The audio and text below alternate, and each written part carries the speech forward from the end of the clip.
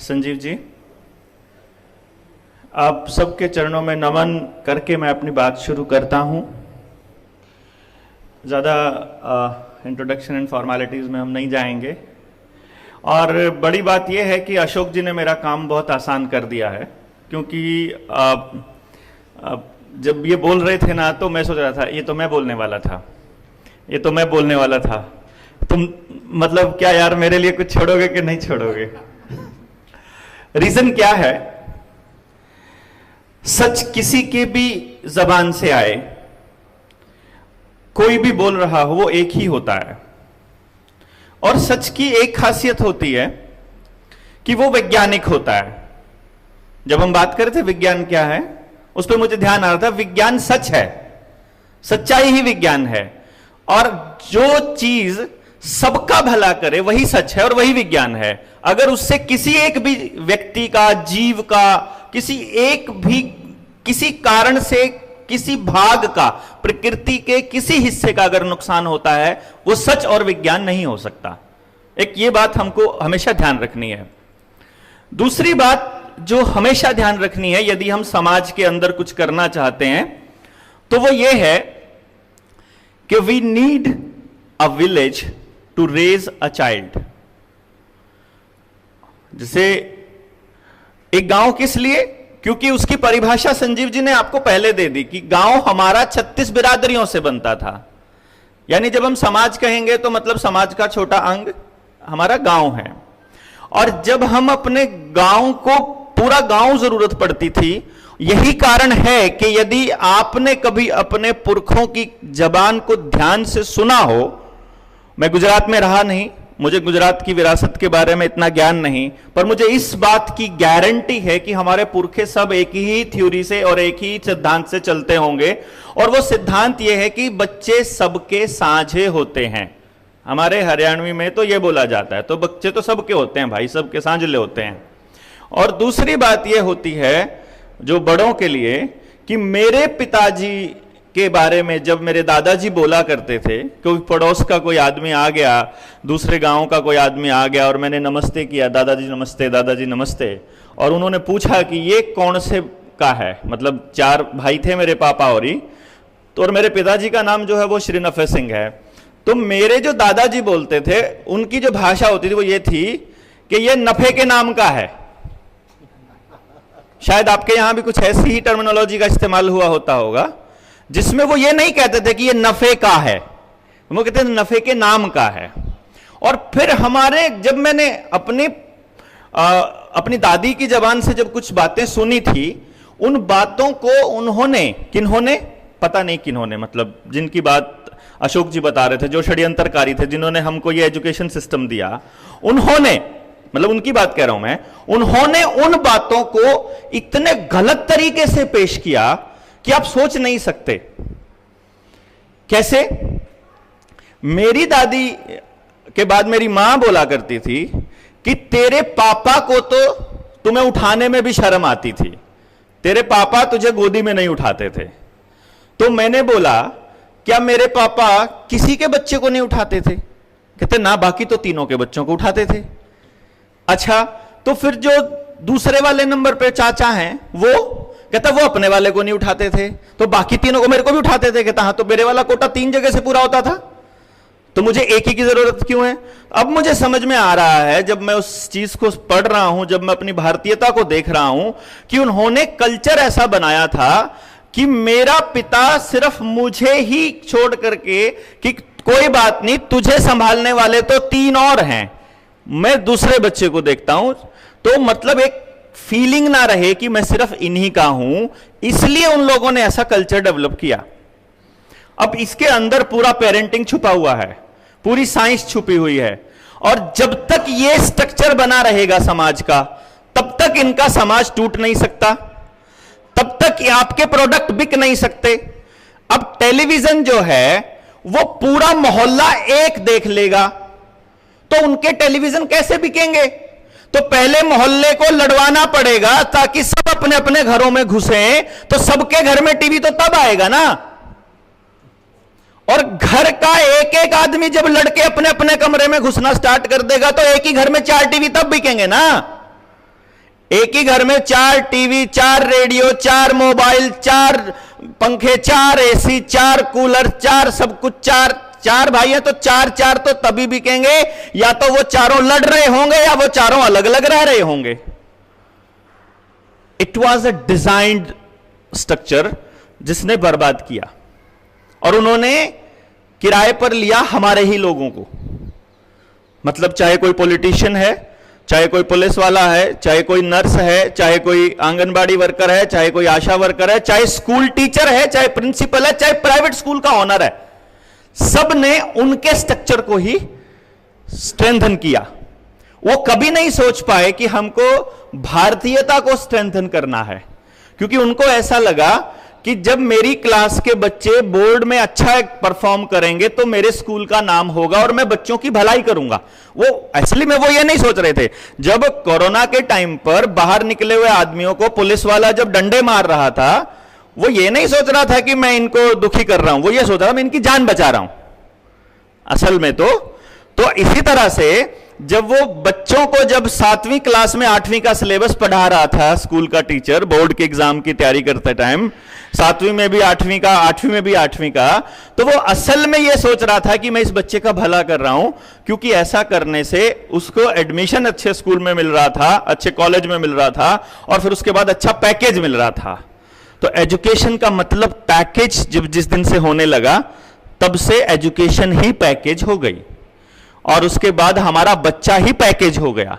अब जिस बच्चे को हम प्रेम के लिए वश में होकर पालते थे, हमारा कर्तव्य समझकर पालते थे, अब हम अपनी इन्वेस्टमेंट समझकर पालने लगे, और जिस बच्चे के जितने मार्क्स आएंगे उतना बढ़िया पैकेज होगा, वैसी ही शादी होगी, वैसे ही अगले ससुराल वाले मिलेंगे, और वैसा ही घर बना पाएगा, वैसी जगह रहेगा। उन चीजों की कैलकुलेशन में माँ बाप ने अपने बच्चों के साथ जो रिश्ते थे वो पूरी तरह से बिगाड़ लिए, और सिचुएशन ये आ गई कि आज ना तो किसी टीचर का किसी बच्चे के साथ रिश्ता बचा है, ना किसी बच्चे का उसके माँ बाप के साथ बचा है, ना अपने साथ बचा है, ना अपने साथियों के साथ बचा है, ना पड़ोस के साथ, ना समाज के साथ, ना ही किसी और चीज के साथ। And you will find every child as an isolated item. वो इस तरह से आइसोलेट होकर के खड़ा हो गया कि हमको समझ ही नहीं आ रहा अब हम कहां जाएं। आज की जो सिचुएशन है, किसी भी स्कूल टीचर को पूछ लीजिए, आपको एक ही जवाब मिलेगा कि हालत तो बुरी है, पता भी है, क्यों हुई ये भी पता है, तो ठीक क्यों नहीं हो रहा। ये बस आखिरी वाली लाइन पर आंसर नहीं है एक्चुअली, क्योंकि आप किसी से पूछेंगे, मैं आप सबसे पूछूंगा ना अगर, क्योंकि मुझे इसे सवाल पूछते हुए लगभग 22-23 साल हो गए, यही सवाल पूछते हुए, कि अगर आपको मालूम है कि ये चीज ऐसे खराब हुई है तो ठीक काहे नहीं कर लेते हो। और अगर आपको भी मालूम है, आपको भी मालूम है, आपको भी पता है, तो हम ठीक करने की दिशा में क्यों नहीं चल रहे। तो ऐसा लगता है कि जैसे हमें मालूम तो है और मैं तो तैयार हूं, बट ये लोग तैयार नहीं है बाकी के, तो मैं अकेला कैसे बदलूंगा। ये जो फीलिंग है ना, ये जब मैं देखता हूं कि हर आदमी को वो चाहता है ठीक करना माहौल। और फिर मुझे एक बात समझ में आई, पता नहीं ये शायद चाणक्य ने कही होगी कि प्रलय और सृजन जो है वो शिक्षक के हाथ में होता है। और एक लाइन पता नहीं मैंने कहीं से सुनी थी कि मैंने अपनी बना ली, मतलब ये मुझे कहीं दोबारा दिखी नहीं, लेकिन मैंने बहुत टाइम पहले अपने किसी बात में बोली थी कि किसी भी टीचर को, अगर असली टीचर है ना, उसे बगावती होना पड़ेगा, उसे बगावती ही होना चाहिए असल में। टीचर का मतलब ही, क्योंकि व्यवस्थाएं जो हैं वो आदमी को, जनता को, लोगों को, बच्चों को कंट्रोल करने की दिशा में काम करेंगी, और एक शिक्षक ही है जो उसको आजाद करवा सकता है, क्योंकि विद्या तो आपको विमुक्त करती है ना। विद्या वही है जो आजादी सिखाए, और आजादी मतलब आपको बगावत करनी पड़ेगी, और वो बगावत आपको टीचर ही सिखाएगा। तो टीचर बगावती होगा तो ही तो बगावत सिखाएगा। बगावत देखो, सबसे बगावत नहीं, गलत चीज से बगावत, गलत उसके पिता कर रहे हो, गलत उसका शिक्षक कर रहा हो, गलत उसके समाज में उसके बड़े कर रहे हो। मैं इस बात से पूरी तरह से इत्तेफाक रखता हूं कि बच्चे को आदर्श पुत्र, आदर्श विद्यार्थी होना चाहिए, लेकिन केवल तब जब उसके माता पिता आदर्श हो और उसका शिक्षक आदर्श हो। यदि उसका शिक्षक आदर्श नहीं है तो बच्चे को सवाल उठाना चाहिए कि मेरा शिक्षक ये गलती कर रहा है, और ये विजडम तब आएगा जब उसका शिक्षक ही उसको ये विजडम देगा गलत और सही का। और इसमें बहुत बड़ा रोल मां बाप का रहता है, क्योंकि जब हम सोशल चेंज की बात करते हैं, जब हम सामाजिक बदलाव की बात करते हैं, तो जैसे अशोक भाई बोल रहे थे कि मैं केवल एजुकेशन की बात करूंगा, सोशल रिफॉर्म्स पे हम कुछ नहीं बोलेंगे और जो आंदोलन होंगे उस पे हम कुछ नहीं बोलेंगे। मैं गारंटी करता हूं आप अपने स्कूल में और इस स्कूल में और इस स्कूल में जितना मर्सी जोर लगाते रहिए, अगर आपने उनके मां बाप पर काम नहीं किया तो आप उस बच्चे के अंदर वो चेंज परमानेंट नहीं कर सकते। You have to work on them also, क्योंकि पेरेंटिंग एंड एजुकेशन एक दूसरे के पूरक हैं, और दोनों जब तक दोनों एक साथ काम नहीं करेंगे तब तक संभावनाएं शून्य हैं। और मां बाप को टीचर के साथ, स्कूल के साथ, सिस्टम के साथ सामंजस्य में काम करना पड़ेगा, और उसके लिए जो भी चीज उसके बच्चे की आजादी के बीच में आएगी उस मां बाप को उससे लड़ना पड़ेगा। और वो लड़ना कौन सिखाएगा? वो भी उसे लड़ना तभी सिखाएगा जब उसके शिक्षक ने उसे लड़ना सिखाया होगा। मतलब अल्टीमेटली ये एक ऐसा साइकिल है जो एक से दूसरे, दूसरे से तीसरे और ऐसे एक फिर से एक पहले पर आ जाएगा, और हम इस साइकिल को पूरा करेंगे तो ही कुछ बात बन सकती है। इस दिशा में काम करते हुए जब मैं शुरुआत की मैंने मां बाप के साथ कि आपका बच्चा ना पढ़ने के लिए नहीं बना है। अपनी बातचीत में अशोक जी ने भी बोल दी बहुत सारी बातें, तो मैं वो रिपीट करने की जरूरत नहीं है, लेकिन एक बात मैं आपको थोड़ी कैलकुलेशन बेस बता देता हूं। इन्होंने एक बात बोली थी, फिर 20% पे ही काम क्यों करना? याद है ना आपको एक लाइन वो?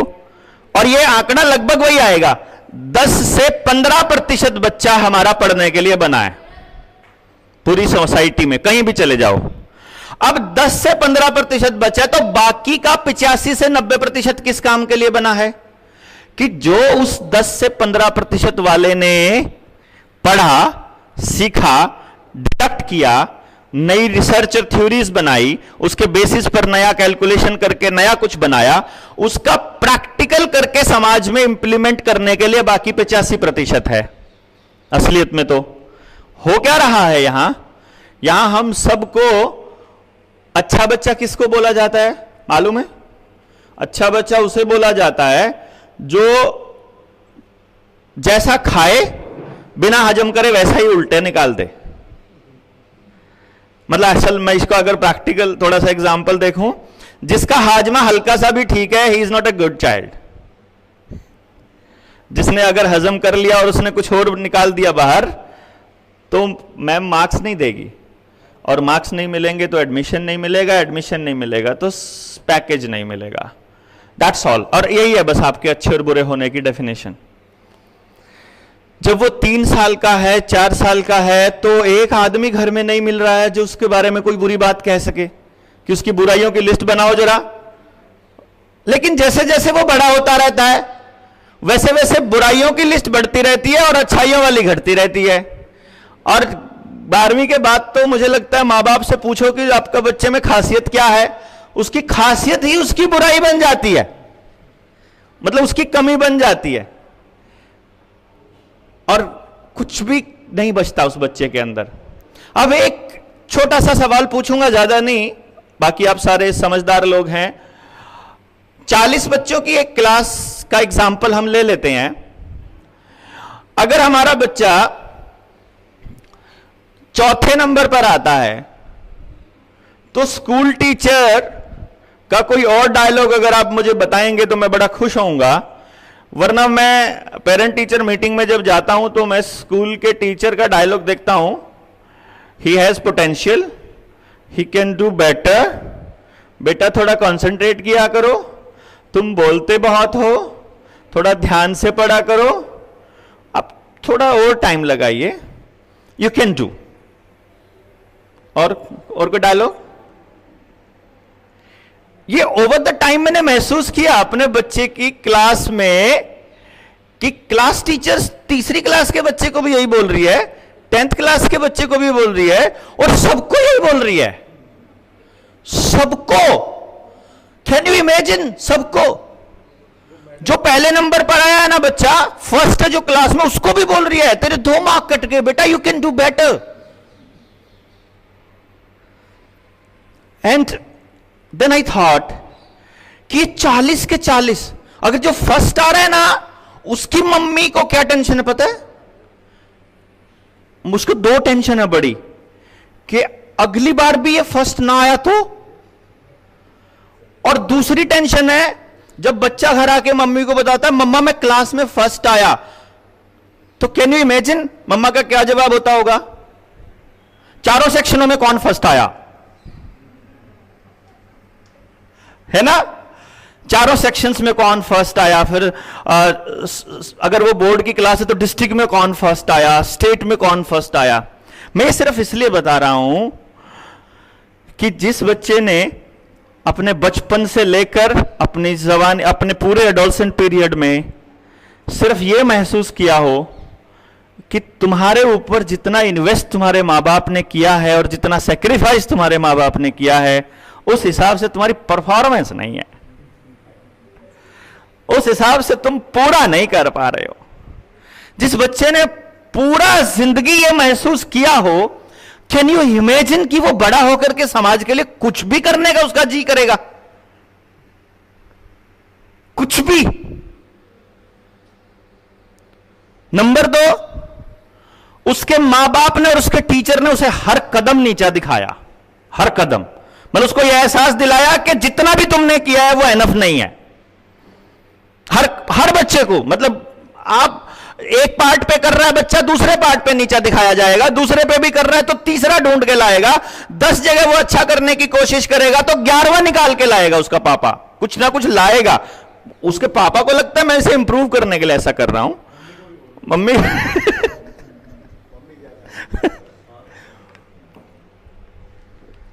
लेकिन बात यह है कि हम जब उसे यह एहसास दिला रहे हैं ना कि तुमने सफिशिएंट मेहनत नहीं की है, और जब उसे हमने यह भी एहसास दिलाया है, ध्यान दीजिएगा, मां बाप अपने बच्चे को लगातार यह कह रहे हैं कि तुम्हारे लिए हमने इतना सेक्रीफाइस किया है, हमको इतनी फैसिलिटी मिल जाती तो पता नहीं क्या होता, हम ये जो कर रहे हैं ये सब तुम्हारा ही है।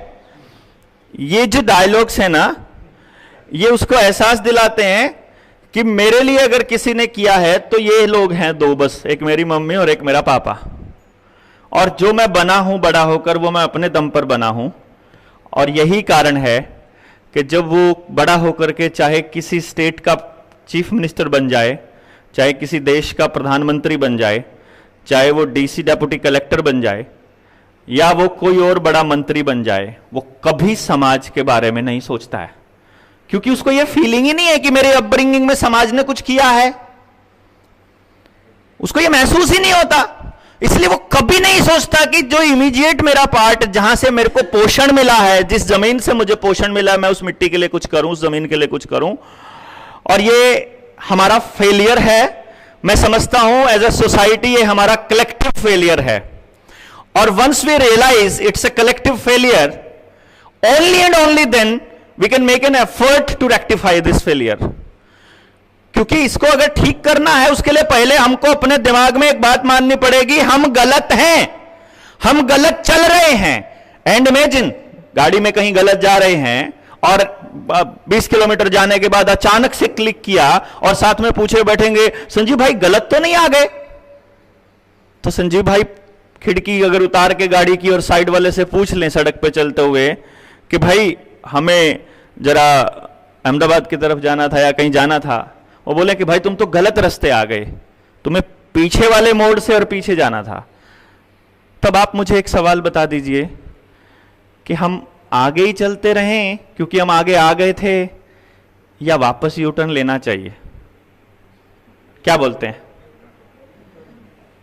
वंस वी रियलाइज कि हम गलत रास्ते पर हैं, हमको बैठना चाहिए, सही रास्ते का पता करना चाहिए और उस सही रास्ते पर ही चलना चाहिए, क्योंकि गलत रास्ते पर 100% की स्पीड से चलने से 100 किलोमीटर प्रति घंटा की स्पीड से चलने से बेटर है कि हम सही रास्ते पर 2 किलोमीटर प्रति घंटा की स्पीड चल लें, क्योंकि हम जितने भी जाएंगे वो सही दिशा में जाएंगे।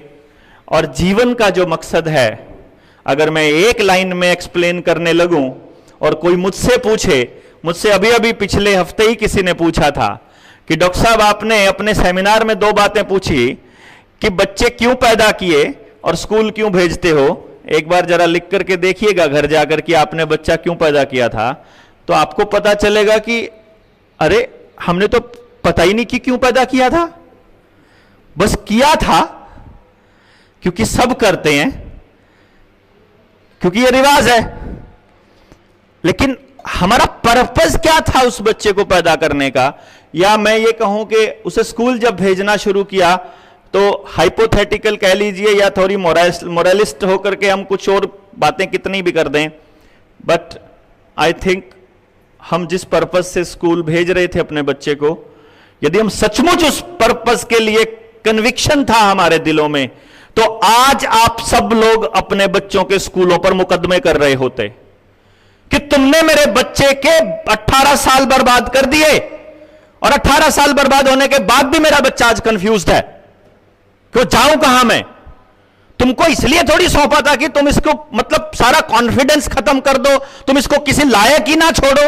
इसके अंदर जितनी बुरी आदतें हैं, कहां से सीख रहा है, कौन है जो उसे दे रहा है, कोई समझ नहीं पा रहा। ऐसे पागल हैं हम, सारे टीचर्स, सारे पेरेंट्स, सारा समाज, सभी लोग क्या कमाने पे लगे पड़े, कुछ आइडिया नहीं है। कौन जिम्मेदार है, कोई आइडिया नहीं है, कोई लेने को तैयार ही नहीं जिम्मेदारी।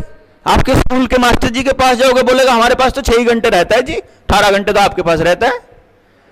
मम्मी बोलेंगे जी हम तो थोड़ी सिखा देते हैं, बोलता है मैडम ने ऐसे बोला ऐसे ही करना है, तो मैडम की मानता है ज्यादा, हमारी तो मानता ही नहीं है जी। उधर से पॉलिसी मेकर बोलता है स्कूल वाले ऐसा चाहते हैं, स्कूल वाले बोलते हैं पेरेंट्स ऐसा चाहते हैं, पेरेंट्स कहते हैं बच्चे ऐसा चाहते हैं, बच्चे कहते हैं हमको पता ही नहीं हम क्या चाहते हैं। कौन क्या चाह रहा है, कौन क्या कर रहा है, किसकी क्या रिस्पॉन्सिबिलिटी है, कौन किस तरफ जा रहा है, नो आइडिया एट ऑल। हम एक रोलर कोस्टर में घूम रहे हैं। And my friends, it's time कि हम अपनी राइड को थोड़ा स्लो करें और इस दिशा में सोचना शुरू करें।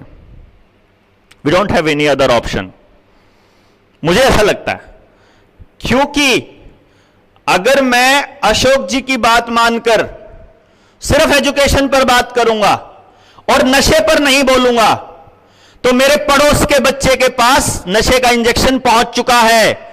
मेरा बच्चा बहुत ज्यादा दिन दूर नहीं है उस इंजेक्शन से। उसके हाथ में पिस्तौल आ गई है, उसके मोबाइल में अश्लील वीडियोज आ रही हैं। अगर उसका मोबाइल सारा कचरा उसको पेश कर रहा है, अगर पॉलिटिकल सिस्टम उसको नहीं ठीक से रास्ता दिखा पा रहा है, अगर पूरी कानून व्यवस्था उसको कंट्रोल करने के लिए काम कर रही है, अगर सब कुछ उसकी बर्बादी का पूरा मचान तैयार करके बैठे हैं, तो मैं चुप रह जाऊंगा तो मुझसे बड़ा दोषी कोई नहीं होगा। सो आई हैव टू स्पीक। और अगर मेरे बोलने से कोई बात नहीं मानेगा तो मुझे चिल्लाना पड़ेगा। मतलब कुछ भी करके मुझे अपने बच्चे को बचाना है। एंड अपने बच्चे को बचाने के लिए मुझे आपके बच्चे को बचाना पड़ेगा, मेरी मजबूरी है। Because we need a village to raise a child, so it's our collective responsibility. That is why आप केवल स्कूलों पर काम कर कर अपने बच्चे को कोई रास्ता नहीं दिखा सकते। It's a guarantee. आपको हर पेरेंट पे काम करना पड़ेगा, हर पेरेंट पे, और हर पेरेंट की कलेक्टिव रिस्पॉन्सिबिलिटी तय करनी पड़ेगी। देन एंड ओनली देन वो इस सिस्टम का हिस्सा बनकर इसको ठीक करने की दिशा में काम कर सकता है, जब उसे मालूम होगा कि आपके बच्चे में और मेरे बच्चे में कोई फर्क नहीं है।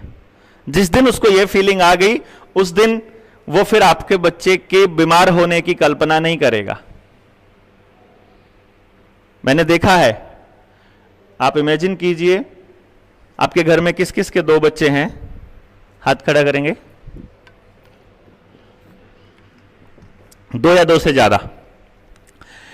आप इमेजिन करिए, जिसके घर में 2 बच्चे उससे ज्यादा है ना, ये कन्फर्म है, एक जल्दी सोता है, एक देर से सोता है, एक ज्यादा कहना मानता है, एक कम मानता है, एक ज्यादा पढ़ता है, एक कम पढ़ता है, एक मतलब एक आपकी क्राइटेरिया में अच्छा है, एक आपके क्राइटेरिया में थोड़ा कम है। तो जब आप अच्छे वाले की तरफ हाथ करके बोलते हो ना दूसरे को, देख वो भी तो पढ़ रहा है, उसका भी तो इतना ध्यान है, वो भी तो ऐसा कर लेता है, तो दूसरे वाला क्या करता है? सबसे पहले उसी को घूरता है कि तेरी वजह से डांट पड़ रही है मेरे को, है ना? होता है ना ऐसा?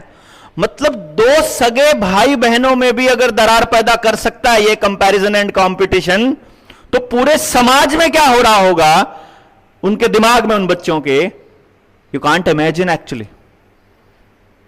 मैं पिछले 23 सालों से उन बच्चों के दिमाग पे काम कर रहा हूं। दे डोंट अंडरस्टैंड रॉन्ग और राइट, बस वो समझते हैं। जो बोला ना अशोक जी ने, जो बोला वो बस सीखते हैं। उनको जो मिल गया, जैसा मिल गया माहौल, जो मिल गया वो सीख लेते हैं। 4 साल के बच्चे पे जब मैंने रिसर्च किया, मैंने पूछा शादी करेगा बड़ा होके? वो बोलता हाँ करूंगा। क्या करेगा? तो एक बंदा बोलता है मॉरिशस जाऊंगा, मतलब जैसे शादी मॉरिशस जाने के लिए ही करेगा, क्योंकि उसका चाचा गया था शादी के बाद ना, वो मॉरिशस गए थे कहीं।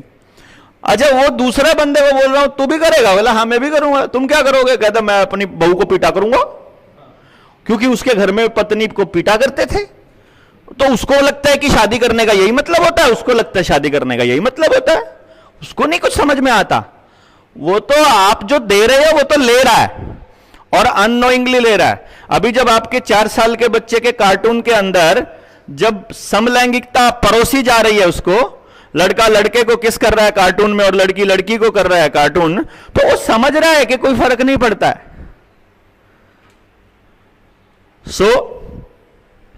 बातें बहुत हैं करने को, बहुत की जा सकती हैं। मोटा तौर पे मैं इस पे ये कहूंगा कि जब मैंने इस कॉन्सेप्ट पे काम करना शुरू किया और माँ बाप को बताना शुरू किया कि आप अपने बच्चे को इस दिशा में लेकर के जाओ, आप इमेजिन नहीं करेंगे, आज से 20-22 साल पहले कोई सुनने को तैयार नहीं था। लेकिन ओवर द टाइम उन्होंने ये भी कहा कि तुम्हारे घर में जब बच्चा पैदा होगा तब देखेंगे। तो हमारे घर में भी हुआ। और वही बात है कि अपने बच्चे पर काम करना, this is the most difficult task for a teacher. आपको रोल स्विच करना पड़ता है, मतलब कब आपको पिता बनना है, कब आपको मां भी बनना है, एक टीचर बनना है। टीचर तो मां और बाप दोनों का रोल अदा करना पड़ता है टीचर को। तो टीचर तो इतना कॉम्प्लिकेटेड होता है। तो आप, और अगर आप पेरेंट भी हैं तो इट्स अ बिग प्रॉब्लम, क्योंकि आपका रोल स्विचिंग बच्चे को थोड़ी समझ आएगा। सो आप एक ऐसे टीचर या ऐसे पेरेंट होने चाहिए कि उसको मालूम ही नहीं पड़ना चाहिए कि आप टीचर हैं कि पेरेंट हैं कि दोस्त हैं कि क्या है, और वो सीख ले। तो it was a challenge for me कि मुझे अपने बच्चे को इस कचरा सिस्टम में भी नहीं डालना था, एंड मैं भरोसा भी नहीं करता था, सच बताऊं, इस एजुकेशन सिस्टम पर, क्योंकि मेरे साथ ये हमेशा प्रॉब्लम रही थी। और मैंने जब इसी प्रॉब्लम के चलते मैं इस फील्ड में आया कि मैं पिटना नहीं चाहता था एक्चुअली, पर मैं रोज पिटता था।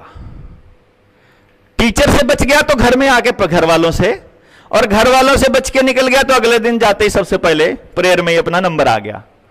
और मैं सोचता था कि मैं क्यों पिट रहा हूं, बिकॉज मैंने अपने घर वालों को, जो मुझे पीटते थे ना, पता है, मैंने टीचर्स को भी लिख के बोला था, आप मुझे लिस्ट बना के दे दो, मुझे क्या क्या नहीं करना है जिसकी वजह से मैं पिट सकता हूं। मेरे को लिस्ट दी गई थी, मैं उससे बाहर करता था कोई काम, फिर भी पिटता था, क्योंकि मैं फिर कुछ और करने का ढूंढ लेता। So I was in a process to calculate कि क्या है ऐसा जो मुझे मजबूर करता है ऐसा करने के लिए कि मैं अपने पेरेंट्स की डांट खा रहा हूं, क्योंकि आप सबके बच्चे खा रहे हैं और कोई नहीं चाहता उसके मां बाप उसके बारे में कुछ भी गलत इमेजिन करें। कोई बच्चा क्लास में सेकंड नहीं आना चाहता, हर कोई फर्स्ट आना चाहता है। कोई बच्चा किसी से पीछे रहना, मतलब कोई भी अपने ऊपर बुरे वाला लेबल नहीं लगवाना चाहता, बट अगर लगवा रहा है तो there is something which we need to address, कि वो क्या है जो मेरे अंदर है, मैं क्यों हूं ऐसा। और फिर इसी सिलसिले को आगे पढ़ते पढ़ते बहुत सारी स्टोरी है, जब कभी मिलेंगे लंबी तो बात करेंगे। लेकिन जब बेटा पैदा हुआ तो डॉक्टर्स ने बोला इसके तो लंग्स और इसका दिमाग पूरी तरह से तैयार नहीं है, सो आपको इसे ऐसे ही इस पर तरह की रखनी पड़ेगी परवरिश, ये बीमार रहा करेगा, ये सीख भी नहीं पाएगा, और इसका थोड़ा सा एजुकेशन का भी ऐसा रहेगा। आई थॉट कि ठीक है आप जाओ, मेरी जो एक्सपीरियंस है वो मुझे मालूम है, मैं अपने आप देख लूंगा। मेरी टीचिंग की एक सबसे बड़ी खास बात है जो मैं हमेशा बड़ा प्राउडली कहता होता हूं, मैं कभी किताब से नहीं पढ़ाया मैंने आज तक 20-22 साल में, और मैं कभी रिवीजन नहीं करवाता, और मैं कभी टेस्ट नहीं लेता, और मैं बच्चे को पता ही नहीं लगने देता वो कब पढ़ गया, मतलब उसको मालूम ही नहीं होता कि मैं पढ़ चुका हूं, और वो जब कॉपी उठा के देखता है तो वो फिर अपने आप ही सीखा हुआ होता है। और कमाल की बात यह है, खुद ही मैं अपनी तारीफ कर रहा हूं क्योंकि ये तारीफ की बात है, कि मैंने कभी भी एवरेज और अबव एवरेज बच्चे को नहीं पढ़ाया, कभी नहीं पढ़ाया। मैं माँ बाप से यह कहता होता था कि इसकी परफॉर्मेंस का लेवल क्या है, और मैं केवल उसी बच्चे को पढ़ाता था, केवल उसी बच्चे को जिसको पूरा सिस्टम रिजेक्ट कर चुका है, जिसको उसके माँ बाप हाथ जोड़ चुके हैं, जिससे उसके टीचर्स मत्था पीट चुके हैं कि यार इसके पल्ले कुछ नहीं पड़ता, ये किसी लायक नहीं है, और मैं बोलता हूं तुम मुझे दो, मैं तुम्हें दिखाता हूं ये कैसा हीरा है। बट दिक्कत ये है कि ये पढ़ने के लिए नहीं बना है, लेकिन उस टाइम पे माँ बाप ये कहते हैं कि नहीं पढ़ने से ही जीवन बनेगा। So I need to prove it basically to people.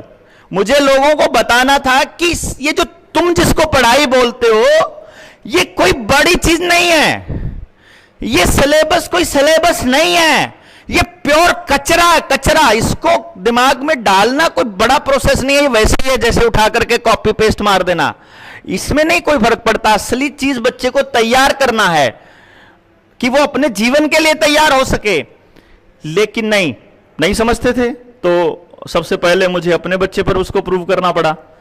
तो मैंने बिना किसी ऐसे एक्स्ट्रा एफर्ट के पहला नेशनल रिकॉर्ड जब मेरे बेटे ने बनाया तो वो 5 साल का था, वो इंडिया का यंगेस्ट गोल्ड मेडलिस्ट बना मैथमेटिकल कैलकुलेशंस में। उसने 5 साल की उम्र में, यानी कि जब उसकी क्लास के बच्चों को 100 तक गिनतियां करवाया करते थे तो उसे 1000 तक तो टेबल्स लर्न थे, रैंडम मतलब। फिर उसको कैलकुलेशन के लेवल पे तो छोड़ दीजिए, human anatomy, universe, periodic table पूरी की पूरी उसे 5 साल की उम्र में याद थी, जो केमिस्ट्री के बच्चों को, सिर्फ पीरियोडिक टेबल नहीं, पीरियोडिक टेबल में मतलब इलेक्ट्रॉन, ये atomic number, atomic mass, electron affinity, उनकी मतलब कितना उनका कॉन्फ़िगरेशन होएगा, वो बॉन्ड कैसे बनाएंगे, किसके साथ कैसे बॉन्ड बनाएंगे, उनकी कौन सी फैमिलीज हैं, कैसे वो एक दूसरे से कनेक्ट करेंगे, सारा कुछ पीरियोडिक टेबल से रिलेटेड कॉन्सेप्ट्स। अब वो 11वीं के 12वीं के बच्चों को नहीं होते हैं कॉन्सेप्ट क्लियर। और फिर उसके बाद उसने चेस में वो स्टेट चैंपियन बना, फिर वो स्केटिंग का स्टेट चैंपियन बना, फिर वो मतलब अचीवमेंट्स उसकी लंबी लिस्ट बनती चली गई। मैंने उसे कभी स्कूल नहीं भेजा, मैं आपको बताऊं। हर साल मैं उसे नए स्कूल में दाखिल करवाता, स्कूल के ऑनर को मैं बोलता, क्योंकि स्कूल के ऑनर पीछे पड़े रहते थे कि हमारे स्कूल में करवा दो तो हम फीस माफ करेंगे, कोई फीस इसकी नहीं लेंगे, बस लेने आएगी, मतलब गाड़ी लेने आएगी, गाड़ी छोड़ने जाएगी। तो मैं बोलता था ये 11 बजे तक आएगा स्कूल में, और 11 बजे क्योंकि वो होता है फ्रूट ब्रेक होता है, फिर लंच ब्रेक हो जाता है, फिर एक खेलने का पीरियड होता है, तो 1-1:30 बजे चला जाएगा, मतलब 11 से 1-2 बजे तक रहेगा, दोस्तों से इंटरैक्ट करेगा, सोशलाइजेशन होगी और चला जाएगा। पढ़ाई मैं नहीं चाहता कि आपकी क्लास में इसकी पढ़ाई हो, क्योंकि 7 साल की उम्र में, जब वो 7 साल का था ना, उसकी क्लास के बच्चे तो दूसरी में पढ़ता था, वैसे तो वो पढ़ता दूसरी में था। 7 साल की उम्र में उसने 10वीं तक का syllabus physics, chemistry, maths more than 95% score complete कर दिया था। करके बैठ गया, बोला पापा अब क्या करूं। तो कुछ नहीं करना, तू खेल पढ़, जो तेरा मन करे वो कर। उसको हमने तैयार किया, पढ़ाया मैंने कभी नहीं। हाँ, पढ़ने के लिए मोटिवेट कैसे किया कि खुद किताब उठा के बैठ गया, मतलब वैसे उसको नहीं बोला कि तुम्हें पढ़ना है। और लगभग 2-2.5 किताबें वो पढ़ चुका है अभी तक। अभी वो लॉन टेनिस का नेशनल चैंपियन है। साइंस, साइबर, इंग्लिश, मैथ्स, चारों ओलंपियाड में 4 साल तक ऑल इंडिया रैंक 1 होल्डर रहा वो, बिना किसी तैयारी के। और एक दिन आकर के मुझे बोला कि पापा यार मैं तो आज 2 क्वेश्चन छोड़ आया, 5वें साल की बात है, मैथ्स के एडवांस पेपर में। क्या हुआ? मैं कहा आता नहीं होगा कुछ। कहते नहीं नहीं आता था यार। मैं कहा फिर टाइम कम होगा। टाइम भी आधे टाइम में पूरा हो गया था पेपर तो मेरा। तो वो यार मैंने एक बात सोची बैठे बैठे ना, सारे गोल्ड मैं ही ले लूंगा तो बाकी बच्चे क्या लेंगे। मैं गाड़ी में था, उसको गाड़ी रोक के मैंने गाड़ी उतारा, मैंने उसको हक किया जोर से, उसको किस किया। मैंने उसको बोला दिस वॉज द मोमेंट, मैं जिसकी वेट कर रहा था और मैं तुझे सिखाना चाहता था कि तो आज के बाद तुम जीवन में कभी किसी कंपटीशन एग्जाम में नहीं बैठेगा और पढ़ाई पढ़ाई छोड़, टेंशन खत्म, अपना खेल पे फोकस कर। मुझे नहीं मालूम था वो कौन सी टाइप की किताबें मंगाता है। वो तो संजीव जी ने मुझे बताया कि यार मैं इस उम्र में आके ये किताबें पढ़ रहा हूं जो वो 17 साल की उम्र में पढ़ के कभी का खत्म कर चुका, उसकी जो टेबल की जो किताबों का लेवल है, आई डोंट नो, लेकिन he is a good reader basically. अब जब उस पर मैंने काम किया तो लोगों ने क्या कहा मालूम है कि आपका बच्चा था, आप भी इंटेलिजेंट थे, ये भी इंटेलिजेंट, इसमें क्या नया बात है, होता ही है, किसी किसी के घर में ऐसा बच्चा पैदा हो ही जाता है। हाँ, डीएनए काम कर रहा है। फिर हमने अपने दोस्तों के बच्चों पे काम किया, जिन बच्चों का नाम संजीव जी ने लिया। उनके माँ बाप भी टीचर्स थे, किसी के टीचर थे, जैसे जानवी के पिता भी टीचर हैं, कौटिल्य के पिता भी टीचर हैं। वो ऑलरेडी उस फील्ड पे काम कर रहे थे। हमको क्या करना है सिर्फ कि तुम्हारे बच्चे में ये वाला टैलेंट है, इसका एक्सपोजर दे दो खाली, आपको सिखाना नहीं होता। जैसे अगर सिखाने से आता तो सचिन अपने बेटे को अपने से बड़ा बैट्समैन नहीं बना देता क्या? उसके पास तो पैसे की कमी नहीं, कोचेस की कमी नहीं, ग्राउंड की कमी नहीं, एक्सपीरियंस की, एक्सपोजर की, किसी चीज की कमी नहीं ना। पर सचिन अपनी औलाद को दोबारा सचिन नहीं बना पाएगा, अमिताभ अपनी औलाद को नहीं बना पाएगा, लता मंगेशकर नहीं बना पाएगी, कोई नहीं बना पाएगा। जो लीजेंड एक बार बन गया वो नहीं बना पाएगा। वो लीजेंड सिर्फ इसलिए है क्योंकि वो जो कर रहा था ना उसमें उसका परफेक्शन था। परफेक्शन सिर्फ एक ही चीज से आता है, कंसिस्टेंसी और पैशन से।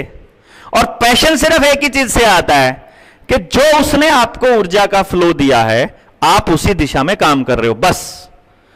और इंटरनल हैप्पीनेस का one and only one source है कि आप वही काम कर रहे हो जिसके लिए आपको कुदरत ने पैदा किया है, उसी तरह का काम कर रहे हो। आपको दौड़ने के लिए पैदा किया है तो दौड़ते रहिए। आप सेना में जाओगे मजा आएगा, आप स्पोर्ट्स पर्सन बनोगे मजा आएगा, आप रिक्शा भी चलाओगे तो मजा आएगा, आप पैदल चलने का कोई भी काम करोगे आपको मजा आएगा, क्योंकि आपको पैदल चलने के लिए पैदा किया गया है। उसमें यह नहीं है कि आपको स्पोर्ट्स पर्सन ही बनना है। आपकी जिंदगी खराब उस दिन हो जाएगी जिस दिन आप बैठ के करने वाला काम करने लग जाओगे। कुदरत आपको यह नहीं कहती कि आपने क्या काम करना है, किस तरह का काम करना है, यह कहती है। आपको लोगों के लिए पैदा किया है तो आप लोगों से बात करने के बहाने ढूंढ ही लोगे। लोग नहीं भी सुनोगे तो भी सड़क पे खड़े होकर ऐਵੇਂ ही बोलने लग जाओगे। चाय की दुकान पे जाकर भी चुप नहीं बैठ सकते हो, आपको ढूंढ ही लोगे बात करने के लिए, किसी ना किसी को छेड़ने की आदत होगी आपको। और आप नहीं बने हो लोगों से बात करने के लिए तो आधी छुट्टी में आप अपने ही बस्ते पर बैठे रहोगे। टीचर कहेगा बाहर खेल ले बेटा, रिसेस का पीरियड नहीं, हम ओके विद इट, अपना बैठा है आराम से, अकेला ही बैठा है। अब ऐसे बंदे को अगर सेल्समैन लगा दिया जाए तो जिंदगी हो गई खराब। घर जाके दारू पिएगा तो जाते हुए वक्त, या फिर लड़ेगा घर जाके घरवाली से। बहुत सिंपल है, मतलब आपको इस दिशा में सोचना ही पड़ेगा। तो उनके मां बाप ने उन बच्चों पर वैसे ही काम किया था। तो कौटिल्य जो है वो ज्योग्राफी में आपको मास्टर दिखाई देगा, जानवी जो है वो आपको 14 भाषाएं बोलती नजर आएगी, आपको कोई दूसरा बच्चा जो है वो एस्ट्रोलॉजी पे बात करता मिलेगा, अमर्त्या सेन आपको संस्कृत बोलती नजर आएगी, यशस्वी अपना आपको मैथमेटिक्स और साइंस पे बात करता हुआ नजर आएगा। तो हर बच्चे के टैलेंट के हिसाब से ये सारे बच्चे एक ही काम नहीं कर रहे हैं, जो उसके पास इन्नेट है वही निकाल रहे हैं। तो भी लोगों ने कहा ये बच्चे भी जीनियस थे, क्योंकि टीवी ने जब उनको रिप्रेजेंट किया तो वो ऐसे रिप्रेजेंट किया कि जैसे इन्हीं बच्चों पे स्पेशल कोई परमात्मा ने मेहर करी हुई है। हम फिर फंस गए। तब हमने क्लासरूम कंडीशन में एक चैलेंज थ्रो किया सोसाइटी को कि हमको एक स्कूल से एक बच्चा चाहिए, आपके स्कूल का सबसे लोएस्ट स्कोरर बच्चा चाहिए, जिसको तुम कहते हो कि ये हमारे स्कूल के ऊपर कलंक है, वो हमको दे दो। 18 बच्चों ने अपना सेशन कंप्लीट किया जो अपने अपने स्कूल के लोएस्ट स्कोरर थे। हमारे लोएस्ट स्कोरर, क्योंकि देखो मां बाप को दो ही बातें समझ में आती हैं, उस टाइम पे की बात बता रहा हूं, एक नंबर कितने आए, एक पैकेज कितना मिला, बस इससे ज्यादा बात उनको नहीं आ रही है समझ। जो अपने अपने स्कूल के लोएस्ट स्कोरर थे, कैन यू इमेजिन 18 के 18 बच्चे जो अपने अपने स्कूल के लोएस्ट स्कोरर और डफर बच्चे कहलाए जाते थे, उन सभी बच्चों ने सबसे मुश्किल subject physics, chemistry and maths, तीनों सब्जेक्ट में स्कोर किया 100 आउट ऑफ 100, बिना रिवीजन, बिना टेस्ट, बिना किताब। बिकॉज एक ही नियम है पढ़ने का, वही अशोक जी अपना काम कर चुके, मेरा वाला काम कर चुके। वो नियम क्या है, आप किसी को पढ़ा नहीं सकते, आप उसे पढ़ना सिखा सकते हैं। आप उसके मेथड, उसका मेथड पकड़ जाइए बच्चे का कि उसका क्या मेथड है, और सिर्फ उसको उसका एक्सपोजर दे दीजिए। आपने कुछ भी नहीं करना है उसके बाद। और बेस्ट टीचर वही है जो उस बच्चे का बेस्ट निकाल दे। अपना बेस्ट देने वाले सबसे वाहियात मास्टर होते हैं। मैं आपको यह बता रहा हूं, जो टीचर जितना ज्यादा क्लास में पढ़ाएगा उतना ही बेवकूफ है। जो जितना कम बोलेगा, जो जितना अगले से बुलवाएगा और वहीं से उसको बोलना होगा तो उसको कुछ करना ही नहीं होता है। अपनी टीचिंग की सबसे खास बात क्या होती मालूम है, क्लासरूम में सारे बच्चे आए, बैठ गए, सब अलग अलग सोशल बैकग्राउंड है, अलग अलग स्कूल है, अलग अलग क्लास है, सबके अलग अलग टॉपिक है। पूछ लिया, बताओ भाई सबसे मुश्किल सब्जेक्ट बता, कॉपी पे लिख ले। सब जने अपनी अपनी कॉपी पे लिखो कि मेरा सबसे मुश्किल सब्जेक्ट ये है। लिख लिया, किसी ने लिखा मैथ, किसी ने फिजिक्स, किसी ने केमिस्ट्री। अब लिखो उस पूरी किताब में, उस पूरे सब्जेक्ट में सबसे मुश्किल टॉपिक, भाई मेरे को ये टॉपिक समझ नहीं आता। ठीक है जी, हो गया, सबने लिख लिया, सबके देख लिए कि इसका ये, इसका ये, इसका ये। अच्छा एक बात बताओ, अगर तुमको ये सबसे मुश्किल सब्जेक्ट का सबसे मुश्किल टॉपिक अगर तुमको ऐसे आ जाए तो, भाई अगर ये टॉपिक चुटकियों में आ जाए तो फिर तो मजा होगा, फिर तो कोई टॉपिक मुश्किल नहीं बचा ना। बस वो सबसे बड़े यानी क्लास में सबसे मजबूत बच्चे को जाके एक झापड़ मार दो, बाकी पूरी क्लास आप पे डरी रहेगी नहीं ना। जो नया जो गुंडा बनता है उसका क्या नियम होता है, पहले वाला जो एस्टैब्लिश गैंगस्टर है उसके ऊपर अटैक मार दो, उसको हरा दो, अपन एस्टैब्लिश। तो सबसे मुश्किल टॉपिक को अगर उस बच्चे ने चुटकियों में कर दिया, उसका कॉन्फिडेंस लेवल का इमेजिन कर सकते हो आप किधर होगा कि अब तो कुछ बचा ही नहीं। और जैसे ही बच्चे में यह फीलिंग आई, उसके लिए कुछ भी मुश्किल नहीं है। अल्टीमेट तरीका तो है ये, बाकी लगाते रहो जिधर मर्जी जोर। फिर इससे ऊपर, क्योंकि हमको बच्चों को नंबरों के लिए तैयार नहीं करना है, मैं सख्त खिलाफ हूं इस पूरे के पूरे एजुकेशन सिस्टम के, और मैं इसे पूरी तरह से बदलना चाहता हूं।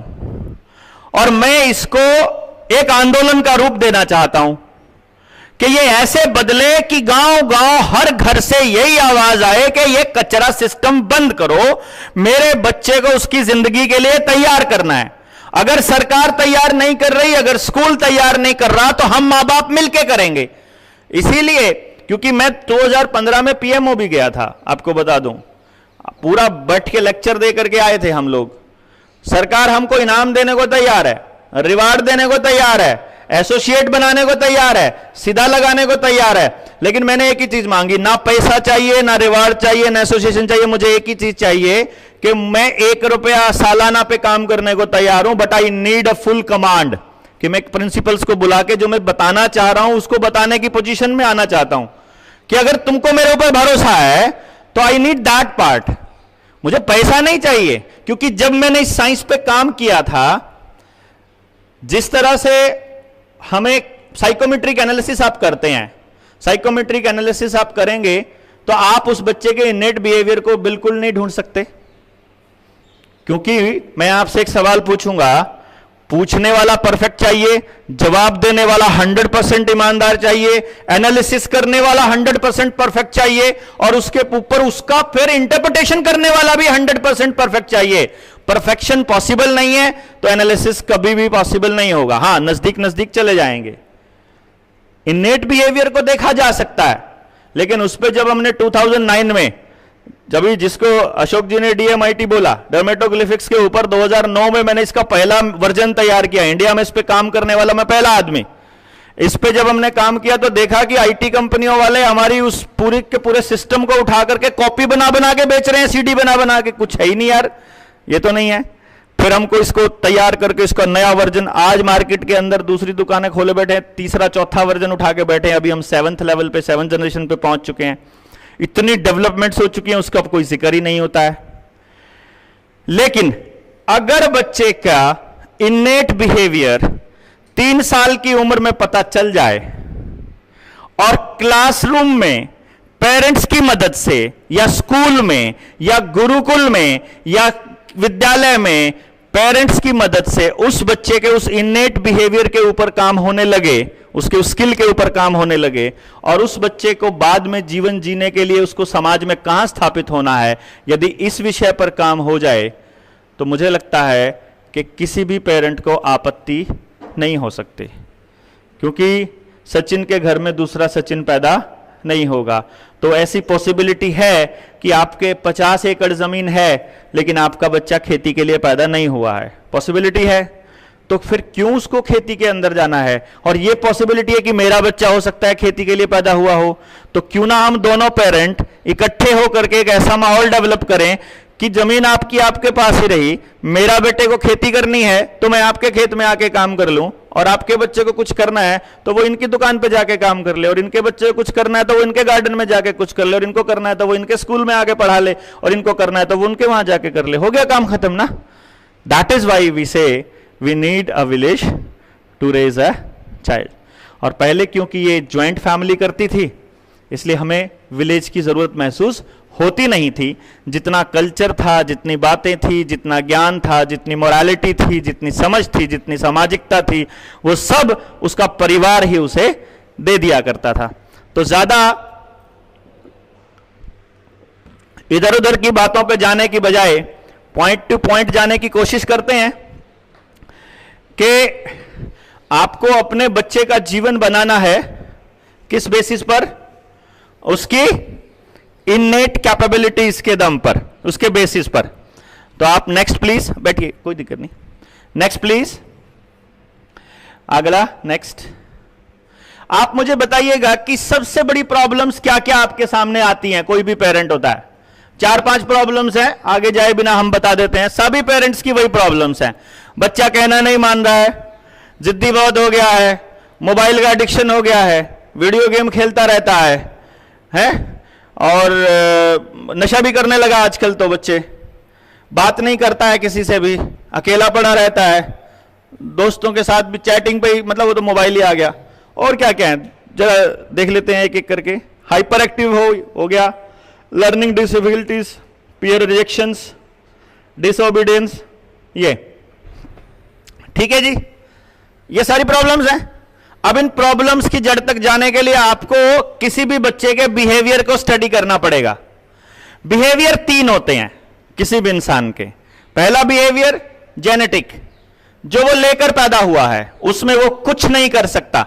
मैं ऐसा हूं तो ऐसा हूं, मैं ऐसा करता हूं तो करता हूं, मेरे बस की बात नहीं है ऐसे करना, इसके अलावा जाना, क्योंकि मुझे डिसीजन जो लेना है वो डिसीजन मेरा इन्नेट बिहेवियर का एक बहुत बड़ा एक कारण है। लेकिन यदि हम उसे तरीके से पेरेंटिंग करके बचपन से ही उसके सामने एक ऐसा माहौल पैदा कर दिया जाए, तो वो जो अशोक जी वाली बात है, फिर वो धर्म का पालन करेगा, फिर वो नियम का पालन नहीं करेगा। क्योंकि जब सब नियम का पालन करते हुए, जब सब धर्म का पालन करेंगे ना, अगर पिता आदर्श पिता हो गया और मां आदर्श मां हो गई और गुरु अगर आदर्श गुरु हो गया, बच्चे को आदर्श शिष्य बनने में कोई दिक्कत नहीं होती। दिक्कत ही उसको तब है जब सिर्फ उसको ही टेलीविजन देखने नहीं दिया जा रहा, पापा तो आते ही चला लेते हैं, मम्मा तो सारा दिन मोबाइल में घुसी रहती है, वो तो आप तो नहीं बंद करते हो अपना, मेरे को टोकते रहते हो खाली, मुझे ही पढ़ना पड़ता है, पढ़ाई इतनी ज्यादा जरूरी है तो अपनी खुद क्यों नहीं पढ़ लेते, तुमने क्यों नहीं पढ़ा उस टाइम पे, अपने टाइम पे मेरे को बोलते हो आईपीएस करना है, खुद क्यों नहीं कर लिया था अपने आप से, ठीक है ना, एंड सो ऑन। वो सारी दिक्कत उसको तभी है जब उसे ही करना पड़ रहा है। तो ये जेनेटिक जो बिहेवियर है ये तब आ रहा है। दूसरा आता है डेवलप्ड बिहेवियर। ये हमारे को तब हम स्कूल में जाते हैं, लाइन में चलो, बोलना नहीं है, एक साइड में खड़े हो जाओ, बेंच पे खड़े हो जाओ, अब क्वेश्चन नहीं आता है। वही अशोक जी ने क्या किया था कि हमको तो केमिस्ट्री नहीं आती थी बस, मतलब पता है कि केमिस्ट्री के मास्टर जी ने खड़ा कर लिया कि अशोक बता, तो पहले ही कर लेगा, लो जी दो देना दे दो, बस पता है कि इसके बाद यही आएगा। क्यों, हमको पहले से मालूम होता है कि ऐसा करना होता है, ये जाएंगे इधर जाएंगे तो ऐसे हाथ जोड़ने, ऐसे खड़ा होना है प्रेयर में, ऐसे चलना है। और फिर कंटेक्चुअल बिहेवियर आता है। ये आता है कि जब हम किसी कुर्सी पर बैठे होते हैं, मेरा उछल कूद करने का मन कर रहा है, लेकिन मैं स्कूल का प्रिंसिपल हूं, अब मैं नाच भी नहीं सकता कॉरिडोर में क्योंकि सीसीटीवी कैमरे लगे हुए हैं, तो मेरे को उस पोस्ट का ध्यान रखना पड़ता है और भाई थोड़ा सेंसिबल बिहेव करना पड़ता है कि यार तुम ऐसे तो नहीं, मतलब तुम तो कम से कम शर्म कर लो यार, नहीं तो तुमको कोई ऐसे टोक देगा, उससे डलते हुए, तो वो हमारा कंस्ट्रक्चुअल बिहेवियर है। Next please. इसमें हाँ, इट्स अ गुड क्वेश्चन, हालांकि लास्ट का क्वेश्चन था, लेकिन मैं बताऊं कि जब बच्चा पैदा होता है तो उस बच्चे का जो एक्टिविटी होता है, पिछले वाला जाने दीजिए, उसका जो एक्टिविटी है, जब तक उसको पेरेंट्स का रिस्पॉन्स ठीक ठीक मिल रहा है, और मतलब पेरेंट को भी मालूम है कि मेरा बच्चा इस टाइप का, तो इसको इस तरह से पहले से ही पेरेंटिंग हो गया। क्योंकि मेरी जो पेरेंटिंग सेशंस हैं वो दो पॉइंट्स पे चलते हैं हमारे पेरेंटिंग सेशन। पहला जो पेरेंटिंग सेशन है हमारा, वो शादी होने से या बच्चा पैदा करने से पहले होता है, कि आपको अभिमन्यु के गर्भ में किस टाइम सोना किस टाइम नहीं सोना है वो भी पहले से मालूम होना चाहिए, कि जब बच्चा आपके पेट में है तो आपका बिहेवियर कैसा हो, आपका घर का माहौल कैसा हो। क्योंकि मां इस बात को अच्छे से समझ सकती है कि बाहर के एनवायरनमेंट के ऊपर बच्चा रिस्पॉन्ड करता है पेट के अंदर। जब वो 7वें महीने में, यानी कि लगभग ये समझिए आप 26वें 27वें महीने तक बच्चे का दिमाग पूरी तरह से तैयार हो जाता है, डेवलप हो जाता है पूरी तरह से, और वो सब कुछ सुनने लग जाता है बाहर से, तो उसको मालूम होता है। अभी फ्रीक्वेंसी होती है सारी की सारी, मैंने कुछ बोला, मेरी एक जो लाइन है वो सुर में अगर आ रही है तो वो बच्चे के लिए संगीत है, वही बेसुरी है तो वो शोर है। मैं आपस में बात कर रहा हूं और अगर अलग भाषा में बात कर रहा हूं, गुजराती में नहीं कर रहा हूं मान लो, और आपको गुजराती से अलग दूसरी भाषा नहीं आती है, मैं तेलुगु में कर रहा हूं और आपको तेलुगु नहीं आती है, तो आप ये बेशक नहीं जान पाएंगे कि मैंने इनसे क्या बात करी, लेकिन आप मेरी बात का मतलब समझ जाएंगे कि ये प्यार से बात कर रहे थे, गुप्त प्लानिंग बना रहे थे, या लड़ रहे थे, वो आप समझ जाएंगे। ऐसे ही बच्चा क्या करता है, फ्रीक्वेंसीज पे रिस्पॉन्ड करता है, मतलब पेट के अंदर से ही, कि बाहर जो चल रहा है वो क्या है, और वो उसके सबकॉन्शियस में प्रिंट होता रहता है।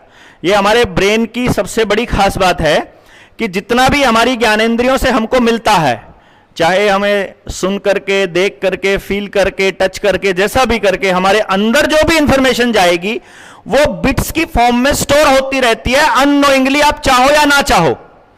मतलब आपने ध्यान दिया हो ना दिया हो, आपको याद हो ना हो, लेकिन जो भी आपकी आंखों के सामने आ गया वो जाकर के पीछे स्टोर हो गया।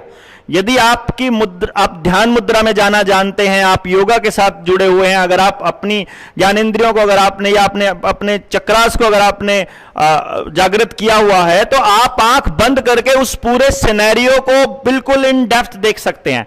There is a chance. तो आपके पास वो सारा स्टोर रहता है। तो 3-4 साल की उम्र तक बच्चे का जो बिहेवियर रहेगा वो एकदम जेनेटिक रहेगा। बाद में उसके बाद वो चलेगा आपका डेवलप्ड बिहेवियर, और फिर जब आप किसी कुर्सी पर बैठ जाएंगे तो रहेगा ये बिहेवियर।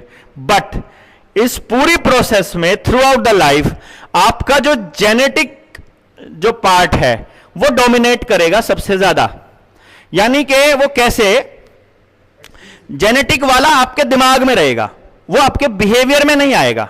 जैसे 4 तरह के लोग होते हैं मोस्टली, जैसे वर्ण भी हम देखेंगे तो 4 ही मिलेंगे आपको, तो वो उसी के बेसिस पर हमने बनाया। मैंने इसका नाम जो है वो लाइफ रखा है, लाइफ, LIFE। तो इस चारों में ये जो L है, एक I है, एक F है, एक E है, ये मैं एक्सप्लेनेशन बाद में देखेंगे। बट लाइफ क्या है कि मुझे रेड लाइट क्रॉस करनी है, वही एग्जांपल ले लेता हूं मैं, अशोक जी वाला ही, मुझे रेड लाइट ही क्रॉस करनी है। अब एक बंदा ऐसा है जो पीछे से सोचकर आया है कि मुझे रेड लाइट क्रॉस करनी ही करनी है, आई डोंट केयर क्या हो रहा है क्या नहीं हो रहा है, मतलब उसने ऐसे ही रहना है उसी स्पीड पे, थोड़ा बहुत कम कोई आ गया तो बता लगा, नहीं तो नहीं रुकेगा। एक दूसरा है जो रेड लाइट आने से बहुत पहले चारों तरफ नजर दौड़ाएगा कि कोई है तो नहीं पुलिस वाला खड़ा, और वो उसके बाद मतलब जंप करेगा। एक तीसरा है, वो आएगा, खड़ा होगा, इधर और इधर दोनों तरफ देखेगा, जिधर को उसे अपने मतलब का बंदा दिखाई देगा, जैसे कोई नया नया सा छोकरा है तो सुंदर सी लड़की दिख गई, तो या उसको कोई और दिख गया, कोई बुजुर्ग दिख गया, अगर जवान सा है तो कोई दिख गया, तो उसकी तरफ देखेगा, फिर मोटरसाइकिल ऐसे करेगा और फिर एकदम से भागेगा। ये तीसरा है, मतलब इसका स्टाइल ही है, वो रुकता है, वो दिखाता है अपने आप को और फिर चलता है। और फिर एक चौथा है, वो इसलिए कर रहा है कि बाकी सब कर रहे थे, तो मैंने सोचा जब कोई मान ही नहीं रहा है तो मैं क्या करूं, वो चौथा है। तो ये थॉट ऑफ, मतलब अंदर दिमाग में क्या चल रहा है। बेसिकली सामने बॉस खड़ा है, उसने कुछ ऐसी बात कह दी है कि मन कर रहा है उसका मुंह तोड़ दें, बट कंस्ट्रक्चुअल बिहेवियर उसको रोक रहा है कि यार नौकरी चली जाएगी। तो वो जो दिमाग में चला कि मुंह तोड़ दें, वो जेनेटिक है, वो अंदर जाने से नहीं रोक सकता, वो चलेगा। बाहर क्या दिखाया वो बिहेवियर है, यानी एक रहेगा नेचर और एक रहेगा बिहेवियर। नेचर हमेशा जेनेटिक ही रहेगा आपका, वो कभी नहीं बदल सकता। आप अपने बिहेवियर को मॉडिफाई कर लेते हो मौके के हिसाब से। तो वो अगर आपको अपने बच्चे का एक्चुअल स्टेट ऑफ माइंड पता हो कि ये जो स्टेट ऑफ माइंड है ये ऐसा रहेगा, जैसे अभी मैं रिकॉर्ड हो रहा है, नहीं तो मैं आपके जो गुजरात के गवर्नर है मैं उनकी बात बताता। बट मैं आचार्य देवव्रत जो है ना, मेरे बड़े अच्छे पुराने मित्र हैं, हाँ वो वहीं के कुरुक्षेत्र के ही हैं वो। तो मैं इसलिए क्योंकि उनसे हमारी बहुत लंबी चर्चा होती रहती थी, जब वो गवर्नर नहीं थे तब, उससे पहले भी, और इस मुद्दे पर बहुत इत्तेफाक रखते थे कि हाँ डॉक्टर साहब बहुत शानदार चीज़ आपके पास है और एक्चुअली इसका बेनिफिट मिलना चाहिए। बट वो मेरी प्रॉब्लम क्या है ना, मैं आपको बताऊं, मैंने जब इसको बनाया था इस विद्या को, तो मैंने एक प्रॉमिस किया था परमात्मा से और कुदरत से, खुद से भी, कि मैं इस विद्या से अपने लिए कभी लग्जरी नहीं खरीदूंगा, क्योंकि विद्या कभी भी पैसे में नहीं बेची जा सकती। अगर आपको अपने बच्चे, ये एक ऐसी अनमोल चीज बनी थी, जब तैयार हुई थी तो मुझे फील हो रहा था कि ये इतनी रेवोल्यूशनरी चीज है कि पूरी दुनिया को बदल देगी ये, मतलब पूरा भारत का एजुकेशन सिस्टम बदलेगा इससे, मुझे मालूम है। बस मैं अवार्ड रिवार्ड और पैसे के चक्कर से बच गया तो मतलब मैं इसका यूज दे पाऊंगा, मैं समाज को इसको दे पाऊंगा, असलियत में दे पाऊंगा। बट एक्चुअली क्या है, सब जगह से मुझे जो मिलता है ना वो यही मिलता है कि तुमको इतने % मिल जाएगा, तुमको इतना पैसा। अभी एक स्कूल में जाओ आप, दिल्ली में 4000 नॉर्मल स्कूल है, 4000 बच्चा, मतलब मैं तो जैसे 1.5 लाख रुपया लेता हूं एक बच्चे का एनालिसिस करने का, लेकिन वहां अगर आप अपनी टीम को छोड़ देते हैं और स्कूल के प्रिंसिपल से बात कर लो, उसको 10-20 लाख रुपया बोल दो कि तुमको इतना मिल जाएगा, बहुत नॉर्मल सा बिजनेस मॉडल है ये। और एक बच्चे से 10,000 रुपया भी अगर आप लेते हो तो 4 करोड़ रुपया एक स्कूल में रखा हुआ है। भाई पेरेंट 1000 रुपया महीना देने में क्या दिक्कत है? आप उस बच्चे को बिठा करके, जब मैं किसी माँ बाप को समझाता हूं ना, तो मैं उस एक बच्चे से एक सवाल पूछे बिना, मतलब अगर आपका बच्चा 10 साल का है तो बचपन पैदा होने से लेकर 10 साल तक किस चीज पे कैसे रिएक्ट करता है, कब क्या बोलता है, कौन सी चीज प्रॉब्लम है, कौन सी खासियत है, क्या करता है, आपसे एक सिंगल सवाल पूछे बिना हम बता सकते हैं। तो जब आपसे एक सिंगल सवाल पूछे बिना पिछले 10 साल मैंने समझ लिए आपसे ज्यादा, तो मुझे यह भी मालूम है कि उसका एक्चुअल हैप्पीनेस कहां है। मां बाप की तो ट्राई हैप्पीनेस है ना, तो अगर आपके बच्चे को उसकी अल्टीमेट हैप्पीनेस का रास्ता अगर हम देते हैं तो 1 लाख 1.5 लाख भी कोई ज्यादा नहीं है। क्योंकि मैं हर पेरेंट को एक ऑफर देता हूं कि आपको अगर अपने बच्चे के लिए जो मैं बताऊंगा, अगर उसमें एक भी लाइन गलत हो तो आप 20,000 रुपया छोड़ के सारे पैसे वापस ले जाना काउंसलिंग के बाद, अगर आपको लगता हो कि ये इसमें कुछ गड़बड़ है या कुछ भी है। मुझसे तो कोई पेरेंट आज तक पैसे वापस मांगने आया नहीं है। अब अगर इसी अनमोल चीज और हम इसका बिजनेस मॉडल बना लें, क्योंकि मैं एक एजुकेशन मिनिस्टर के पास गया तो उसने मुझे बोला हरियाणा में 3,90,000 बच्चा है प्राइमरी में, अगर हम 1,000 भी चार्ज करते हैं तो 390 करोड़ का प्रोजेक्ट है डॉक्टर साहब, 50 करोड़ हमको दो, बाकी का आप लो। मतलब it's a huge project, basically it's a $1 million project. तो हम अगर इसको कैश करना चाहें तो इतना बड़ा प्रोजेक्ट है ये।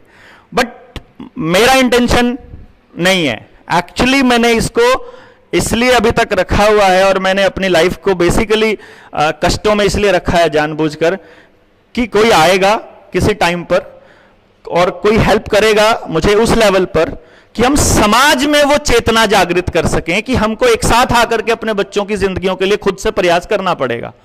इट्स नॉट माई इंटेंशन कि हम इसकी मदद से एक हिस्से पर काम कर लें या एक स्कूल पे काम कर लें। और अगर कोई नहीं आया तो मैं आपको अपना अगला प्रोजेक्ट बता रहा हूं, मैं हरियाणा में शुरू कर रहा हूं next year to next year. मतलब अभी मेरा जागरण का समय है, मैंने पहले से सोचा हुआ है कि 2023 और 24 पॉसिबली हम जागरण पे रहेंगे, लोगों को जगाने पे रहेंगे। क्योंकि पीएमओ में जाने के बाद पार्लियामेंट के मेंबर्स के पास गया, मैं एजुकेशन मिनिस्टर के पास गया, सीएम के पास गया, अपने लोकल जितना जिला पार्षद, एमएलए और ब्लॉक समिति और सरपंच और प्रिंसिपल्स, मालिक, सबके पास गया and nobody is bothered basically. क्योंकि माँ बाप को ही नहीं पता उनको अपने बच्चे के लिए क्या चाहिए। अब आप मान लीजिए कोई प्राइवेट स्कूल रन करते हैं और आप कोई नया एक्सपेरिमेंट करने लगते हैं, बिना पेरेंट्स की कंसेंट के आप शुरू ही नहीं कर पाएंगे बेसिकली। क्योंकि स्कूल के ऑनर की सबसे बड़ा कंसर्न ये है कि पेरेंट्स क्या कहेंगे। पेरेंट्स ने अगर मतलब ना कर दी तो सो आई थॉट के पेरेंट्स को समझाना हमारा पहला स्टेप इस पर है और उसके बाद हम इसको आगे इंप्लीमेंट कर सकें। तो फिर मैं पेरेंट्स को ही समझाने निकला 2016 में। 2016 में मुझे रियलाइज हुआ, जब मैं बच्चों को तैयार करने की फीस जो थी मेरी, दो महीना तैयार करने की फीस मेरी 5 लाख रुपए होती थी, तो मैंने उस टाइम पे पढ़ाना छोड़ दिया, ये सोच करके कि यार अगर मान लो साल में तुम 100, 150, 200 बच्चों को तैयार कर दोगे और 5-10 करोड़ रुपए अगर कमा भी लोगे 2-3 महीने में, तो होगा क्या उससे। क्योंकि तुम्हारे बच्चे को तो समाज सारा नशेड़ी मिल रहा है ना, तो जब ये बड़ा होगा और जब 18 के बाद मैं इसे समाज में फ्री छोड़ूंगा, तब इसके लिए समाज तो तैयार किया ही नहीं मैंने। सो आई थॉट कि ये कोचिंग सेंटर्स जो हैं ये बंद होने चाहिए, तो पहले अपना ही बंद करेंगे उसके बाद देखेंगे। तो पहले मैंने अपना बंद किया and then I move to the local people, कि गांव के आखिरी जो बंदा है, जो माँ बाप है गांव का, उसको समझाएंगे। और मैंने एक नोटिस किया पिछले 7 सालों में कि जिस माँ बाप तक हम गए उसे बात समझ में आ गई and now he is ready. उसको जब एक इशारे की जरूरत है कि जिस दिन भी देवेंद्र इशारा कर देगा उस दिन हम इस मूवमेंट के लिए खड़े हैं। लेकिन अभी हम प्लान कर रहे हैं मूवमेंट को दूसरे एंगल से करने का। मूवमेंट को हम इस तरह से करने का प्लान कर रहे हैं कि हरियाणा में लगभग 7,000 गांव हैं, तो हर गांव से 2 बच्चे तैयार करने का प्लान है। तो लगभग 14,000 बच्चों से एक स्कूल शुरू करेंगे। 14,000 बच्चों का मतलब यह है कि जो अगर 10 गांव का क्लस्टर है तो 10 गांव के क्लस्टर को तैयार करने के लिए हमारे पास 20 लोगों की टीम तैयार हो जाएगी। यानी कि आज हम बच्चे को स्कूल में शुरू करेंगे, उसको तैयार करके तैयार मॉडल उसको समाज में उतारेंगे, तो हर गांव में पैरेलल एक मूवमेंट उठेगा बेसिकली। यानी कि एक्चुअल फंडामेंटल्स जमीन पे काम करना, ना कि मतलब स्कूल में काम करना या ऊपर ऊपर। मैं पत्तों में पानी मारने में भरोसा नहीं करता, मैं जड़ पे काम करना, कि बीमारी की जड़ पे काम करना बड़ा जरूरी है। तो गांव से देश है ये, हमारा देश की सबसे बड़ी खासियत क्या है कि गांव से है। अगर देश के लिए कुछ करना चाहते हैं तो आपको गांव को ही संभालना पड़ेगा। गांव नहीं संभला तो सब बर्बाद हो जाएगा। शहर तो कभी भी खत्म हो सकता है। हमारे पास तो दोबारा से लॉकडाउन लग गया तो एक हफ्ते का भी राशन नहीं है शहर के पास, तो फिर गांव ही भागना पड़ेगा। चलो इस पे आगे चलते हैं। एवरी पेरेंट जो है ही वांट्स कि उसका बच्चा सक्सेसफुल हो जाए, बट प्रॉब्लम क्या है, ना तो पेरेंट्स को पता है सक्सेस की डेफिनेशन, ना ही टीचर्स को मालूम है। उनके लिए वही पैकेज और एडमिशन और सिलेक्शन ही सक्सेस का क्राइटेरिया हो गया है, which is very wrong I think. और हैप्पीनेस की तरफ, पैशन की तरफ, पैशन ही प्रोफेशन बन जाए इस तरफ किसी का ध्यान नहीं है। बहुत कम लोगों का फोकस रहता है इस तरफ। नेक्स्ट, ना ही तो टीचर को मालूम है, ना ही पेरेंट्स को मालूम है कि मेरे बच्चे के पास सबसे बेस्ट क्या है।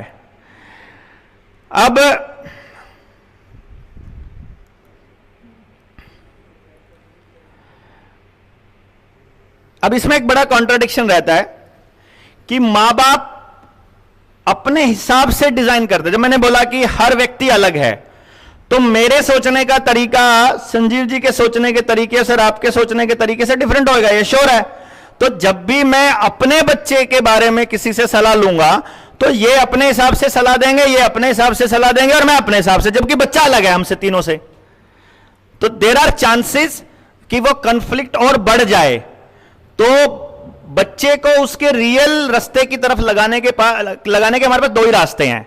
पहला रास्ता यह है कि या तो अपने बच्चे से करवा कर देखा जाए सब कुछ और फिर जज करे कोई परफेक्ट टीचर कि हाँ यार इस बच्चे को इस तरफ लेके जाया जा सकता है, या फिर हमारे पास एक एनालिसिस करने वालों की एक पूरी ट्रेंड लोगों की एक फौज हो जो एक्चुअली उसको रिकॉग्नाइज कर ले, जो बच्चे के टॉप एरियाज हैं उनके ऊपर कुछ एक्सपोजर देके भी देखे फिर बाद में, और जब वो वेरीफाई हो जाए तो फिर उसके ऊपर जीजो जान से उसको लगा दिया जाए।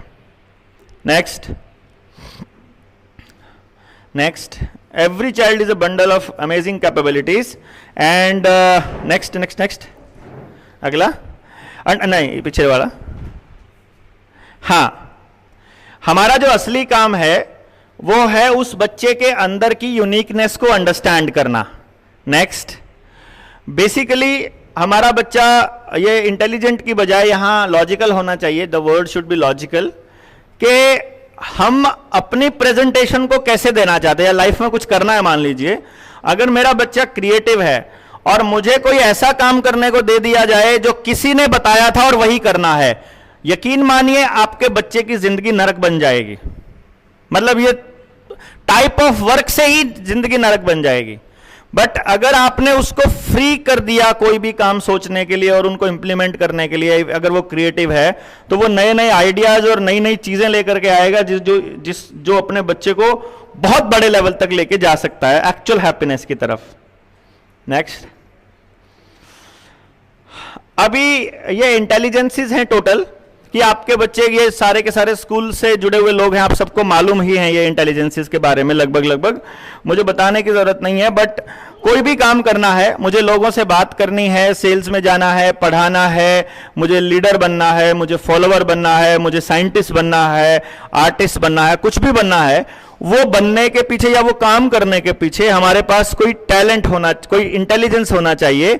हमारे पास टोटल 8 इंटेलिजेंस होती है। जो आप बीएड और एमएड अगर आप करते हैं तो गार्डनर ने जो हमारे को मल्टीपल इंटेलिजेंस थ्योरी दी थी, जिसके अंदर उसने 8 इंटेलिजेंसेस का जिक्र किया था, वो इंटेलिजेंसेस बेसिकली आपके इंटरेस्ट एरियाज को रेफर करती हैं कि आपका बच्चे का रियल जो इंटरेस्ट है वो किस दिशा में जाएगा।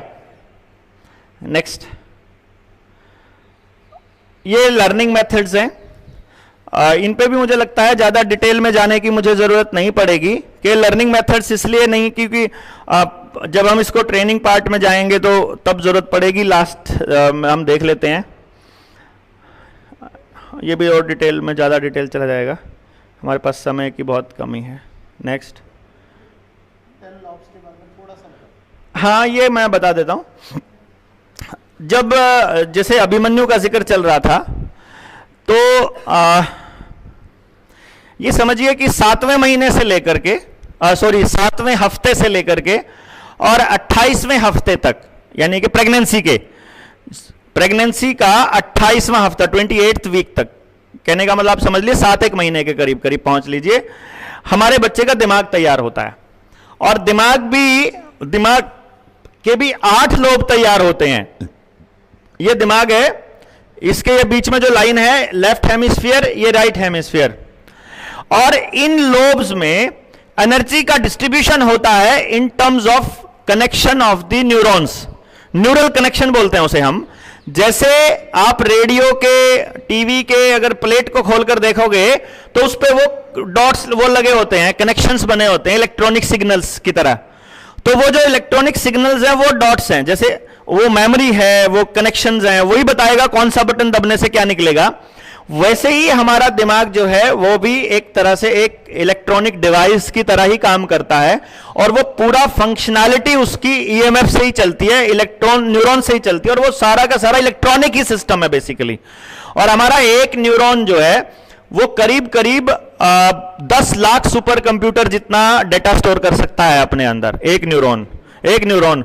और हमारे ब्रेन में करीब करीब 100 करोड़ न्यूरॉन्स होते हैं, और वो सारा डिस्ट्रीब्यूशन रैंडम होता है। मतलब सारी दुनिया का नॉलेज, इंफॉर्मेशन अगर हमारे दिमाग में स्टोर हो जाता है, उसके बाद भी हम ज्यादा से ज्यादा 2 या 3% ही अपने दिमाग का इस्तेमाल कर पाते हैं। तो मतलब हमारा मैक्सिमम दिमाग जो है वो स्टोरेज ऐसे, अदरवाइज अगर जैसे मोबाइल का ज्यादा डेटा अगर रैम ज्यादा भर जाएगी तो वो हैंग होने लग जाएगा ना, अदरवाइज तो हमारा मतलब मैक्सिमम पार्ट खाली ही रहता है बेसिकली। तो वो न्यूरल कनेक्शन इतना गजब होता है कि परमात्मा ने उसको जब बनाया, जैसे एक राइटर होता है वो किताब लिखते टाइम फ्रंट पेज पे लिख देता है इंडेक्स में कि मैंने 4थे चैप्टर में ये वाला पार्ट दिया है, 5वें में ये वाले पार्ट लिखा है ना, चैप्टर का नाम लिखता है ना वो शुरू में ही। ऐसे ही कुदरत ने भी हमको ऐसा दिया है कि ये जो कनेक्शन बना है, ये कनेक्शन ही मेरे इंटरेस्ट के लिए जिम्मेदार है, यही मेरे इन्नेट बिहेवियर के लिए जिम्मेदार है। किस मौके पर मैं कैसे रिएक्ट करूंगा, मेरे को कितनी बेइज्जती महसूस होगी, कितनी इज्जत महसूस होगी, मैं इज्जत के लिए काम करूंगा कि पैसे के लिए करूंगा कि अपनी सत्ता स्थापित करने के लिए करूंगा या सोसाइटी के लिए करूंगा या केवल अपने लिए करूंगा, ये सारी चीजों के मैटर करता है जब हम जैसा ये कनेक्शन रहता है, इस कनेक्शन के बेसिस पर। तो ये कैसा कनेक्शन हुआ हमारे दिमाग में, इसकी कॉपी वो हमारे हर जेनेटिक चीज के देता है वो, यानी कि हमारा ब्लड भी उसके बारे में बता रहा होता है, हमारा रंग भी उसके बारे में बता रहा होता है, हमारा ठुड्डी का साइज, कई लोग होते हैं ना चेहरा देखकर ही उसका दिमाग बदलने का आइडिया लगाते हैं कि ये बंदा ऐसा होगा। कई लोग कान देख के, खाली कान का साइज और टाइप देख के बताते हैं कि ये ना इस टाइप का बंदा होगा। कई सिर्फ नाक से लगाते हैं हिसाब किताब,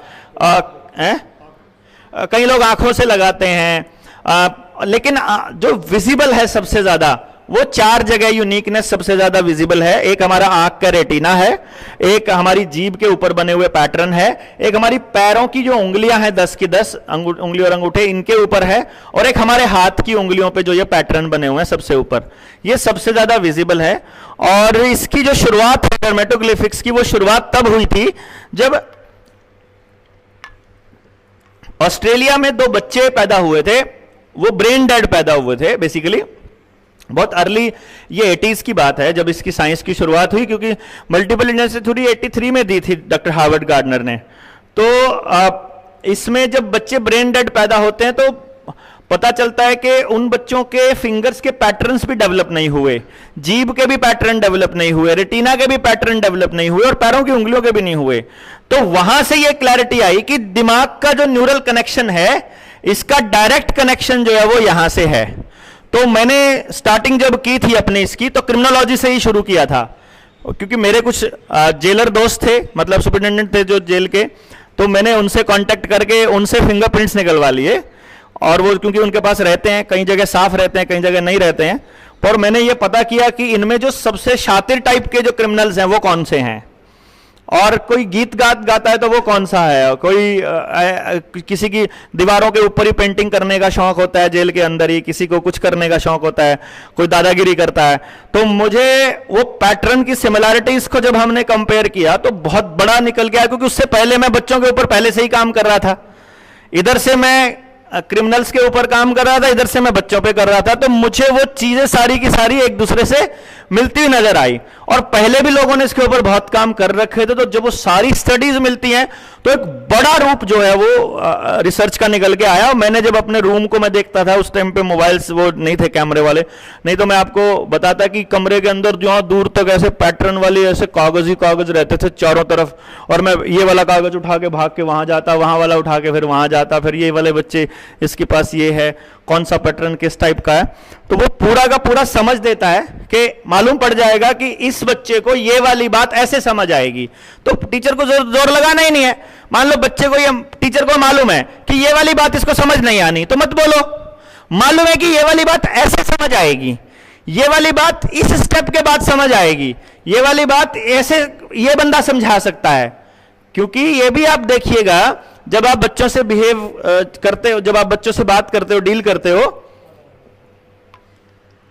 तो बच्चों के साथ बिहेवियर में आपको कई चीजें ऐसी नजर आएंगी कि एक बच्चा एक पर्टिकुलर आदमी की बात बिल्कुल नहीं मानता है, वही बच्चा वही बात दूसरे आदमी से कही हुई तो मान लेता है। मतलब देयर इज ये पूरा एग्जैक्ट पैटर्न होता है और हम पहले से ही पता लगा सकते हैं कि ये बंदा इस बंदे की नहीं मानेगा और ये बंदा इसकी मानेगा। तो बहुत सारे रिलेशनशिप में मतलब आगे आ जाएगा। This performance is not a rocket science, basically this is purely a neuro science, neurons की स्टडी को ही बोलते हैं। और नेक्स्ट चलेगा आपका इस जेमेटोग्लिफिक्स, चलता रहने दीजिए।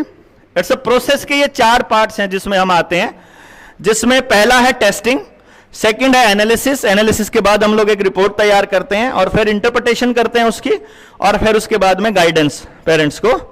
गाइडेंस के में 6 पैरामीटर्स पे हम लोग पूरा डिटेल में बताते हैं कि उसका इंटरेस्ट एरियाज क्या है, वो क्रिएटिव है कि लॉजिकल है, उसके मतलब IQ, AQ, CQ तो नहीं कम है। जैसे फॉर एग्जांपल किसी बच्चे का ये इमोशनल क्वोशेंट है जिसका इंटर और इंट्रापर्सनल लो है, एक लेवल से लो होता है जिस बंदे का इमोशनल क्वोशेंट, हम पहले से ही अंदाजा लगा लेते हैं कि बच्चा हमारे पास 3 साल की उम्र में आया। तो मैं अपनी डायरी में मैंने, क्योंकि शुरू में मुझे डर लगता था किसी पेरेंट को सलाह देते वक्त, अब मुझे उस बच्चे का 3 साल की उम्र में ही पता चल जाता था कि ये बच्चा सुसाइड करने वाला है अपने मतलब अपनी उम्र के 15वें 16वें साल में। अब मैं उस माँ बाप को कह नहीं सकता कि ये सुसाइड करने वाला है, ठीक है। तो अब मैं ये कह नहीं सकता कि ये करने वाला है, so I need to modify the statements, क्योंकि ये ऐसी बातें हैं। अब मैंने लिमिट तो मुझे ही मालूम है ना कहां पे जाके क्या करने वाला है। अब मैंने उसको फिर माँ बाप को एक बात कहनी शुरू की कि एक काम करिएगा, जब आपका बच्चा 10 साल की उम्र में इस तरह का बिहेवियर शो करने लगे तो मेरे पास आ जाना, और आना जरूर, क्योंकि तब हमारा उसका रेमेडी पे काम करना स्टार्ट होगा बेसिकली। या किसी बच्चे का 6 साल में शुरू होना है, किसी का 8 साल में शुरू होना है। रीजन क्या है कि हमको उस बिहेवियर से ही अंदाजा लगाना आना चाहिए, हर पेरेंट को, हर माँ बाप, हर टीचर को, कि एक बच्चा है, मान लीजिए आपके किसी सर्कल में छोटा सा बच्चा है जिसको यह नहीं मालूम कि कब रोना शुरू करना है, कितना रोना है, और बात पूरी होने के बाद भी रोते रहना है। ऐसा है किसी का बच्चा या कोई जानता है? ये वो बच्चा है, एक्चुअली बहुत कम लोगों में होता है ये, ठीक है। अब ये अगर इस तरह का कोई बच्चा है तो मोर लाइकली जब आदमी के जीवन में एक दिन ऐसा आता है जब उसको लगता है मैं दुनिया में सबसे ऊपर हूं, और एक दिन ऐसा आता है जैसे सारे बुरे काम मेरे साथ ही हो रहे हैं, इससे बढ़िया तो मैं मर ही जाऊं। मतलब ये एक दिन पक्का हर किसी की, जितने लोग बैठे हैं ना, सबके जीवन में वो टाइम, जो नौजवान बच्चे इनके जीवन में पता नहीं आएगा, नहीं आएगा, अभी नहीं आया होगा, लेकिन जो हम लोग हैं सारे के सारे जो 40 के नजदीक पहुंच लिए, 30-40 की रेंज में, उन सबके जीवन में एक दिन ऐसा आएगा, आ चुका है सबका, कि उनको लगता है ऐसी जिंदगी से तो मौत बेहतर। तो जिस दिन उस बंदे के आ गया उस दिन वो अगले दिन नहीं उठेगा, मतलब उसको पास कंट्रोल नहीं है अपने इमोशंस पे बेसिकली ना। और वहीं पर एक दूसरा बंदा है जिसका ये हाई है, वो दुकान पे जा करके अगर मतलब सुसाइड करने के लिए अगर सल्फास की गोली भी लेके न जाएगा ना, तो वो डॉक्टर को बोलेगा ऐसी दवाई दे दो जिससे खाली झाग निकलना चाहिए, मुझे इनको सबक सिखाना है, मरना नहीं चाहिए। वो कई बार गलती से मर जाता आदमी सबक सिखाने के चक्कर में। तो देयर आर सो मेनी मतलब पैरामीटर्स, इसकी पूरी ट्रेनिंग है, मैं आपको पूरी ट्रेनिंग आप घर बैठे कर सकते हैं इसका पूरा डिटेल में। इसमें एक्वायरिंग सेंसिटिविटी जो आप कह रहे थे ना कि एक बंदा है जिसको हमने बोल दिया बच्चे को कि झूठ नहीं बोलना है, मालूम तो पड़ गया इंफॉर्मेशन, झूठ नहीं बोलना, जीवन में कब उतारेगा, कैसे उतारेगा, दैट इज एक्वायरिंग सेंसिटिविटी। कि कैसे उतारेगा, वो कैसे समझेगा कि ये काम करना है और ये नहीं करना है। देयर इज अ पार्ट, उसका पूरा मालूम पड़ जाता है, फिर उसको किस तरह की चीजें करनी है, उसका लर्निंग मेथड क्या है, वो सब मालूम पड़ जाएगा। नेक्स्ट, इंटरप्रिटेशन और गाइडेंस फेज में क्या क्या करना होता है, इसमें आगे चलिए। ये हमारा 4 जगह पे काम करता है बेसिकली। करियर गाइडेंस में तो करता ही करता है, रिलेशनशिप में भी बहुत काम करता है, मतलब कपल कंपैटिबिलिटी में, प्री मैरिटल, हम शादी से पहले इसका हम एक वर्जन देते हैं कि इस दिमाग का इस दिमाग के साथ कितना बढ़िया रहेगा, इस दिमाग का इस दिमाग के साथ नहीं जमेगा, क्योंकि दिमाग को दिमाग से साथ रहना होता है, बेसिकली कुंडली को कुंडली से नहीं रहना होता। आजकल सबको प्रॉब्लम है। तो ये इसमें प्री मैरिटल और पोस्ट मैरिटल दोनों तरह की गाइडेंस में आता है। पहले 5-7 होते थे तो चल जाते थे, आजकल एक ही होता है, वो एक आएगी और सारा कुछ ले उड़ेगी। फिर ये प्रोफेशनल गाइडेंस में, एडोलसेंट पीरियड में बहुत सारी हेल्पफुल चीजें हैं कि आपको अपने इंस्टीट्यूशन में टीचर रिक्रूट करना है। मान लीजिए मुझे ड्यूटी दे दी आचार्य देवव्रत जी ने कि हमारे स्कूल के अंदर टीचर अपॉइंट करो, तो मेरे पास तो इंटरव्यू के बाद वो शॉर्ट लिस्ट होके आ रहे हैं, ये तो मैं ऑनलाइन बोल सकता हूँ, वो शॉर्ट लिस्ट होके आ रहे हैं, मैं कहा नहीं रिजेक्टेड, नहीं रिजेक्ट। आचार्य जी ने मेरे को बोला तुम्हारे जिम्मे लगा दिया ना, एक भी टीचर सेलेक्ट नहीं होता, तो रहने दो, हम अपने आप देख लेंगे। मीन्स एक टीचर बनने के लिए आपके पास जो इनेट बिहेवियर है वो कैसा होना चाहिए, वो अगर हम तरीके से देखेंगे तो मौजूदा वक्त में जो टीचर्स हैं हमको सब निकालने पड़ेंगे।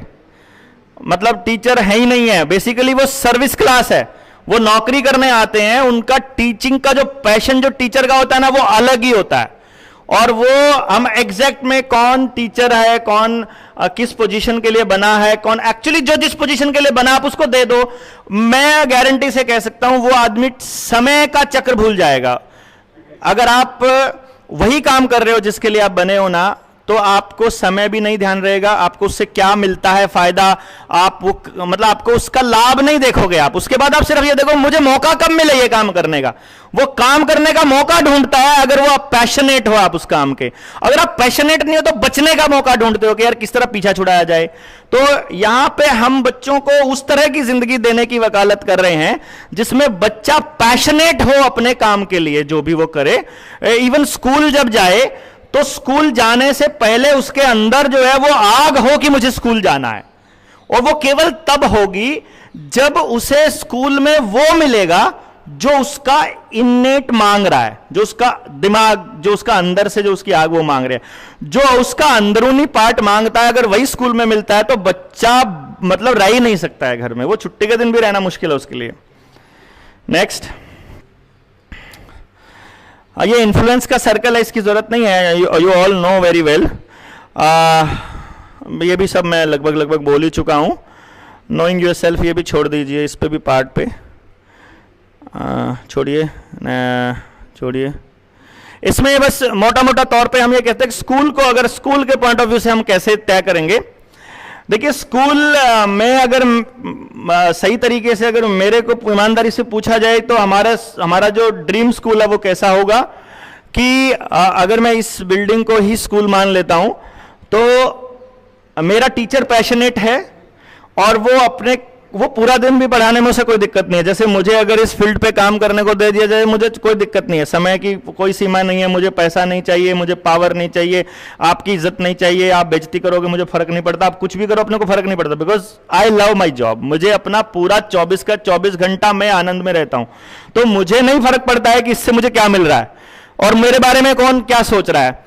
सो मैं अपना काम अपनी मस्ती में मस्त कर रहा हूं। यहां पे नहीं आप करने दोगे मैं किसी गांव में जाके बोलने लग जाऊंगा, वहां पे नहीं कोई बोलने देगा मैं अगले में बोलने लग जाऊंगा, वहां पे नहीं देगा मैं अगले में, बिकॉज मेरे को मजा आ रहा है ना, इसमें मजा आ रहा है और कोई नहीं होगा तो मैं ऐसे ही खड़ा होकर के चौक के ऊपर बोलने लग जाता हूं। कोई आए ना आए, सुने ना सुने, कोई चक्कर नहीं, अपने को अपन आनंद में है भाई, ठीक है ना, अपने को मजा आ रहा है ये बात बताने में, क्योंकि ये बात अपने को उधर से आती है, नहीं बताएंगे तो अंदर पागल घुट जाएंगे ना, तो ये निकलती जाएगी, उधर से जो आ रहा है निकलता जाए, बात खत्म, सब सफाई होती रहे तो कोई दिक्कत नहीं। बिल्कुल सही कह रहे हैं, पिछले 2 साल से ये हर गली गली मोहल्ले मोहल्ले में बोल रहे हैं, और अब नया काम ये कर रहे हैं कि अब रिकॉर्ड भी कर लेते हैं और सबको दिखा देते हैं। मेरी एक पता नहीं किसने ना वीडियो बना ली, असल में मैं एक बार क्या कर रहा हूं, जब कोरोना के टाइम पे लोग लाइनों में लगे हैं पड़े हैं, मैं बोलूंगा कुछ नहीं होने वाला है, तुम चाहे कुछ भी कर लो, तो मेरे को अभी दोस्त बोलते कहते आपकी वो वाली वीडियो देख रही, मैंने कहा कौन सी वाली, कहते मैंने फिर मेरे को दिखाई, मैं कहा यार इसमें तो कोई मेरी तरफ देख भी नहीं रहा यार, मेरे को कोई सुन भी नहीं रहा मैं कहा इसको मत दिखाइयो किसी को, कहते ये तो इतनी वायरल हुई थी। बेसिकली क्या है, आपको एक बात अंदर से आपको आई है and you need to deliver it. Basically अगर आप सचमुच अल्लाह के बंदे हो, अगर आप परमात्मा में भरोसा रखते हो, तो परमात्मा आपसे करवाएगा, आप रुक ही नहीं सकते, जबरदस्ती करोगे आप, मतलब आपके बस की बात नहीं है। और हमारे तो साथ में कोई आता है, जैसे हमारी टीम में आता है, तो हम तो एक ही गीत गाते हैं कि ना जाई मस्ता दे वेड़े मस्त बना देंगे बीबा, कि हम तो जैसे मस्त हैं वैसे ही मस्त लोग हमारे साथ एडजस्ट कर पाते हैं। मस्त कौन, मतलब जो भी अपने काम को पैशनेटली मस्ती से कर रहे हैं, बिकॉज मस्ती ही जीवन है, मस्ती ही मतलब आपने अगर जिंदा रहते हुए जिंदा रहने की फीलिंग नहीं करी है तो there is no life at all. और वो केवल तब आएगी जब आपके 24 के 24 घंटे पैशनेटली गुजरेंगे, और पैशनेटली आप वही कर पाएंगे जिसके लिए आप बने हो। सो इसमें हम क्या करने वाले हैं कि इसमें हम सिंपली यही करने वाले हैं कि माँ बाप को बता दिया कि तुम्हारा भी ये टैलेंट, बच्चे को भी बता दिया, टीचर वही हमारे पास है ये जो पैशनेट है, टीचर को फिर बताने, जो इनबॉर्न टीचर है ना उसे बताने की जरूरत नहीं है, उसे क्या करना है। आप किसी अच्छे गुरु के पास गए हों, जब भी कभी आप अच्छे गुरु के पास गए होंगे, सबसे बेस्ट जो गुरु होगा, जिसका ऑरा आपको सबसे ज्यादा अट्रैक्ट करेगा, वो सबसे कम बोलता होगा। आप देखेंगे, आप उसको पूछेंगे गुरुजी ये कर लें, वो कहेगा कर लो, फिर दूसरे गुरुजी ये करने का मन कर रहा है, कर लो, करके देखो, बच्चा आ रहा है, कोई दूसरा बच्चा आ रहा है जी, वो करके देखेगा, वो बोलेगा जी करिए ना, दिक्कत क्या है भाई, किसी का बुरा नहीं करना चाहिए तो कुछ भी करो। अब वो कई बार आकर के वो शिष्य जो है वो गुरु को आके टोकेगा, आपने मुझे पहले नहीं बताया, वो बोलेगा मुझे मालूम था, पहले क्यों नहीं बताया। अपना अनुभव ही होता है, अब परमानेंट हो गया, अब और करो। अब उसके बाद मालूम पड़ा, सही गुरु कभी भी रास्ता खुद नहीं बताता है, ही encourages to discover your own path. क्योंकि गुरु को अगर अपना रास्ता मिल भी गया है, उसे वहां से मिला है ना जहां गुरु खड़ा था, तो अगर गुरु वो बताने लगेगा कि आपको मेरे वाले रास्ते पे आना, तो पहले आपको गुरु बनना पड़ेगा, वहां आना पड़ेगा, वहां से वहां जाना पड़ेगा। सो हर किसी का अपना रास्ता अलग अलग है, एज वी से कि यूनिकनेस है हमारे अंदर, और यूनिकनेस को आप अपने अनुभव से ही निकाल सकते हो। इट्स ऑल स्पिरिचुअलिटी बेसिकली, अगर कही जाए, it's a science, it's a spirituality, it's nature, it's basic, आप इसको कुछ भी कह सकते हैं, इट्स न्यूरो साइंस, इट्स मतलब एनीथिंग यू से। बट असल बात यह है कि हमको कुदरत के साथ सिंक्रोनाइजेशन में काम करना है। जितना हम अपने स्कूली सिस्टम को कुदरत से सिंक्रोनाइजेशन में ला पाएंगे, उतना ही आनंद पूर्वक सभी अपना काम कर पाएंगे। माँ बाप टीचर के पास बच्चे को छोड़कर भूल जाएंगे, बच्चा स्कूल में आकर भूल जाएगा, जाना भूल जाएगा, अध्यापक बच्चों के बीच रह के मजे में काट रहा वो छुट्टी करना भूल जाएगा, वो सीखते रहेंगे, वो सिखाता रहेगा, यही जीवन का मकसद है। 24 घंटे लगे रहे उसी काम में। जैसे ही वहां से करना क्या है, बच्चे का जो रियल टैलेंट है, उस रियल टैलेंट को इकोनॉमिक मॉडल में बदलना इतना आसान है, आप सोच भी नहीं सकते।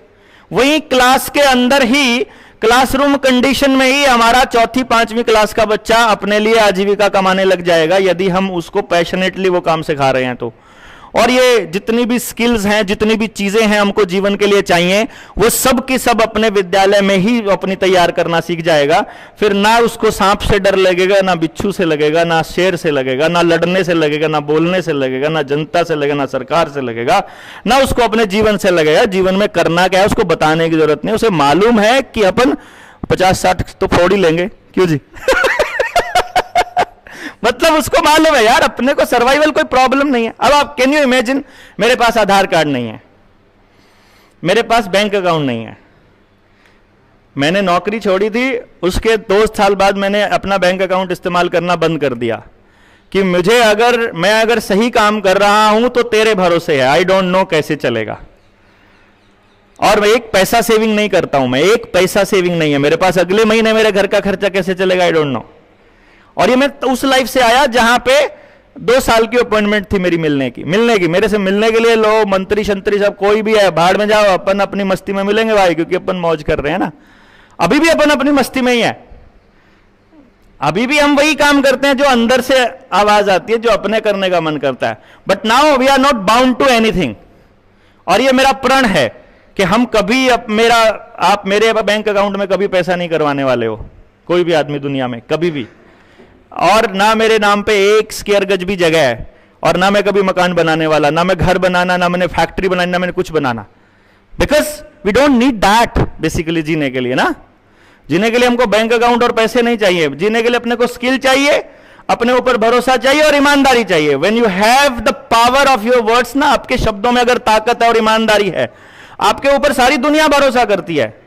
मैं पूरी सोशल बैंकिंग करता हूं, पूरी सोशल बैंकिंग, मेरे पैसे पड़े रहते हैं लोगों के पास कि मैंने किसी का काम किया, उसने मेरी फीस देनी है, मैं कहता हूं पड़े रहने दो, जब जरूरत पड़ेगी मांग लूंगा। अगला कहता है नहीं दूंगा तो ना दियो,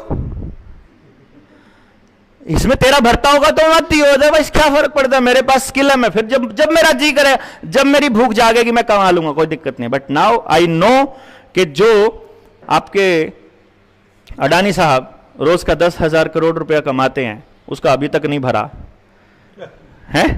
अंबानी है, वो इतने हजारों करोड़ रुपए कमा लिया, उसका अभी तक नहीं भरा है। जिनका पावर का नहीं भरता, जिसका पैसे से नहीं भरता, उसका भरता ही नहीं है साहब। ये भूख नहीं मिटती है, भूख एक ही चीज से मिटती है, when you are passionate about something.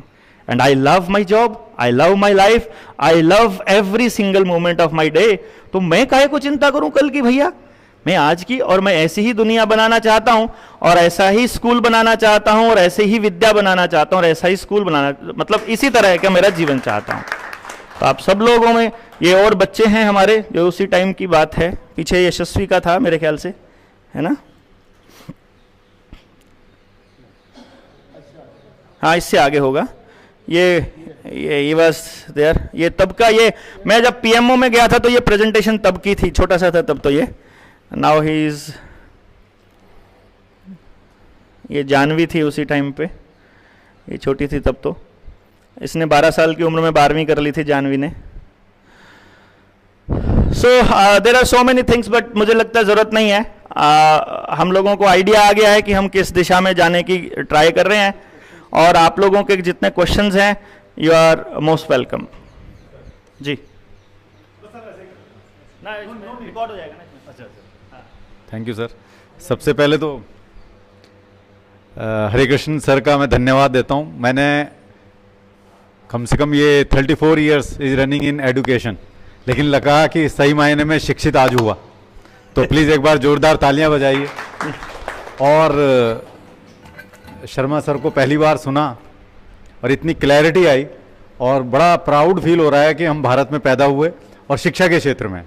वो हमने इनसे सीखा, अशोक जी से सीखा कि बच्चों को किस तरह से सिखाना है, पढ़ाना है, या भारतीय शिक्षा कैसे है और कितने कम पैसे में हो सकती है। उसके लिए पैसे और इंफ्रास्ट्रक्चर की इतनी ज़रूरत नहीं है, और बेस्ट पेरेंटिंग के गुण हमें बालाजी जी ने बताए। तो मेरा आपसे ये क्वेश्चन है, आपने बोला कि मैं 3 साल का जब बच्चा आपके पास आता है, you are able to identify कि ये इतने साल में जाके सुसाइड करेगा। My question is, what is the role of education and training in behaviour modification? मैंने मेरे ख्याल से अपनी पूरी बातचीत में ये बताया है कि एजुकेशन का ही रोल है बेसिकली। देखिए क्या होता है, जो मैंने ये पैरामीटर्स बताए हैं, इन पैरामीटर्स में 2 पैरामीटर्स ऐसे हैं जिनको दुनिया की कोई ताकत बदल नहीं सकती है, उनको कोई छेड़ नहीं सकता है, और उसमें वो सुसाइडल वाला पॉइंट नहीं है। तो उसको मॉडिफाई किया जा सकता है बेसिकली। शुरू में मुझे बड़ा दुख हुआ था कई बच्चों का, मुझे मालूम लग गया था कि ये करने वाला है। अब मैं मान लो बताता हूं तो माँ बाप को कैसे बताऊं, और मतलब इनफैक्ट आई डिडंट नो कि मेरे ना बताने से क्या होगा। और वो 2 बच्चों ने तो एक्चुअली सुसाइड कमिट कर लिया, और मैंने अपनी डायरी में लिखा हुआ था। जो 2017 में एक बच्चे ने दूसरे बच्चे को अटैक किया था, रेयान स्कूल में एक बच्चे को मार दिया था, वो मैंने अपनी डायरी में 2012 में लिखा था कि 10 साल बाद 2021-22 में ये होने लगेगा। एक्चुअली वो 17 में हो गया, क्योंकि जो पैटर्न जो चेंज होता है वही जो अशोक जी ने बताया कि अगर आपका भूत और भविष्य मालूम है तो आपको मालूम है आप किधर जा रहे हो, आपका मुंह पता है, पैरों की चाल पता है किधर जा रही है, तो मालूम है किधर किस गड्ढे में जाके मरने वाले हो, पहले पड़ जाएगा ना। तो ऐसा करके हम समय से पहले मालूम पड़ जाता है। तो एजुकेशन का इतना बड़ा रोल है कि उसके 2-3 पार्ट्स पे ही काम करना होता है। जब आप मेरी एक बेसिक ट्रेनिंग है, मेरा एक चैनल है निडर इंडिया करके, या तो आप वहां से, नहीं तो आप मेरा नंबर भी आप नोट कर लेंगे, यहां भी मिल जाएगा। मैं आपको ग्रुप बनेगा तो मैं उस ग्रुप में भी वो ट्रेनिंग डाल दूंगा। हर पेरेंट और हर टीचर अगर उस ट्रेनिंग को कर लेता है, आपको दुनिया में किसी से पूछने की जरूरत नहीं पड़ेगी कि आपके बच्चे के पास क्या स्पेशल है। मतलब वो ट्रेनिंग पहले मैं प्रोफेशनली करता था, प्राइवेट स्कूल्स में करता था। टीचर्स को सिखाने का 10.5 लाख रुपए अलग से लिया, सेमिनार करने का 3.5 लाख रुपए अलग से लिया, पर बच्चा करने का अलग से लिया, वो सारा टीम में बांट दिया करता था, मैं खुद नहीं रखता था। मतलब मेरे इससे, क्योंकि मेरा तो रूल है कि मैं पैसा ये अपने लिए लग्जरी नहीं खरीदूंगा, तो सब मैं समाज को ही लगा देता होता था। बट मैं लेता था पहले, लेकिन अब फिर मैंने एक चीज नोटिस किया कि फिर जब मैं गांव को दे रहा हूं फ्री ऑफ कॉस्ट, तो आप भी ले लो, सभी ले लो, फिर तो जिसको लेना है ले लो, मेरी जरूरत पड़े तो मेरा इस्तेमाल कर लो, जहां मुझे मेरी जरूरत पड़े मुझे आप ले जाओ। बट एक्चुअली आपके कोर जो मतलब इसमें वैल्यू ये रहनी चाहिए कि आप समाज को कुछ देना चाहते हैं। तो I don't need your money, basically I need your conviction for the society, मेरा जो कंसर्न है। और जो एजुकेशन सिस्टम है उसका रोल ये है कि सिर्फ टीचर को यह मालूम होना चाहिए कि आपको अपनी ट्रेनिंग में या अपनी टीचिंग में इस बच्चे से बात करते हुए ये 2-3 डायलॉग बोलने हैं। वो हर पर्सनालिटी के हर बच्चे को बोलने वाले डायलॉग अलग हैं। वो जब उनकी पर्सनल काउंसलिंग होती है तो पता चल जाता है, और जब आप उस ट्रेनिंग को करोगे तो आपको सारा चीजें पता चल जाएंगी उसके अंदर कि इतना जो परमुटेशन कॉम्बिनेशन के बाद में आपका आपके डायलॉग्स कौन से होने, कौन सा डायलॉग किस बच्चे पर क्या। अभी आपने बोल दिया एक बच्चे को, अरे ये दूध नहीं पी सकता, नहीं पी सकता, अब तो पी के दिखाऊंगा, और वो पूरा पी जाता है। एक दूसरा बच्चा ये नहीं पी सकता, अच्छा नहीं पी सकता, ठीक है फिर नहीं पीता, वो ऐसा भी कर सकता है बिहेवियर। सो आपका सेम डायलॉग 2 अलग अलग बच्चों पे एक अलग अलग रिएक्शन शो करेगा। इसी तरह से आपका बच्चा किस टाइप का है, कितना परसेंटेज है, क्या है, क्वांटिफाई किया जा सकता है कि नहीं किया है, उसका किस तरह का फिलहाल का बिहेवियर है, तो उसके बेसिस पर कुछ डायलॉग्स डिलीवर करने होते हैं, वो आपको ट्रेनिंग में एग्जैक्टली मालूम पड़ जाएंगे। आप जो जी जी ठीक है, आवाज आ रही है, आप करिए, आप जो स्टडी कर रहे हैं, पास से करिए। हेलो, हाँ जी, आप जो स्टडी कर रहे हैं वो ये फिंगरप्रिंट की तरह परमानेंट है या तो हस्तरेखा की तरह बदलती रहती है? अगर आप कुछ उसमें क्यूरेटिव स्टेप्स लेते हैं तो वो फिर से बदल सकती है कि नहीं बदल सकती है? देखिए आप अभी क्या हैं, आपने बचपन से लेके अब तक क्या कर लिया, क्या सीख लिया, वो केवल आपका बिहेवियर से कोई अंदाजा लगा सकता है, आप या मैं, मतलब कोई भी बंदा। जो ये स्टडी है ये परमानेंट है। ये क्या स्टडी है कि आप कैसा टैलेंट लेकर पैदा हुए हैं। इट्स नॉट कि आप अभी क्या हैं, अभी की पोजीशन नहीं बता रहे हैं। इससे यह मालूम पड़ता है कि आपका नेचुरल क्या है, क्योंकि मेरा कोर एरिया क्या है, मैं क्या चाहता हूं कि मैं जैसा पैदा हुआ हूं, मेरे टीचर और मेरे मां बाप का रोल है मुझे ऐसा ही रखना और मेरे हिसाब से समाज तैयार करना। असल में तो हमारा रोल ये है ना। दिक्कत क्या हो रखी है कि हम अपनी सुविधा का समाज हमने बना दिया और बच्चे को उसमें फिट करने की कोशिश की जा रही है। यहीं से सारी समस्याओं की जड़ है, यही सब गड़बड़ यहीं से हो रही है।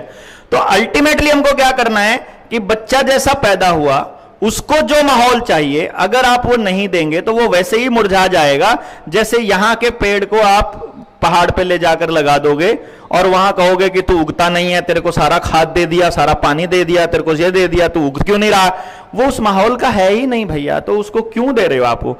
तो मेरा जो ये कंसर्न है ये है कि आप कैसा दिमाग, कैसा टैलेंट, कैसी पर्सनैलिटी लेके पैदा हुए, फिर आपके ऊपर जो काम किया गया, वो काम जो क्यूरेटिव जो एक्शंस लिए और उसके बाद जो काम किया, वो कितना सीखा वो आपको भी मालूम पड़ेगा, आपके घर वालों को भी पता चलेगा, और उसको क्वांटिफाई करने के फिर साइकोलॉजिकल मेथड्स हैं, फिर ये वाला मेथड नहीं चलेगा उसमें।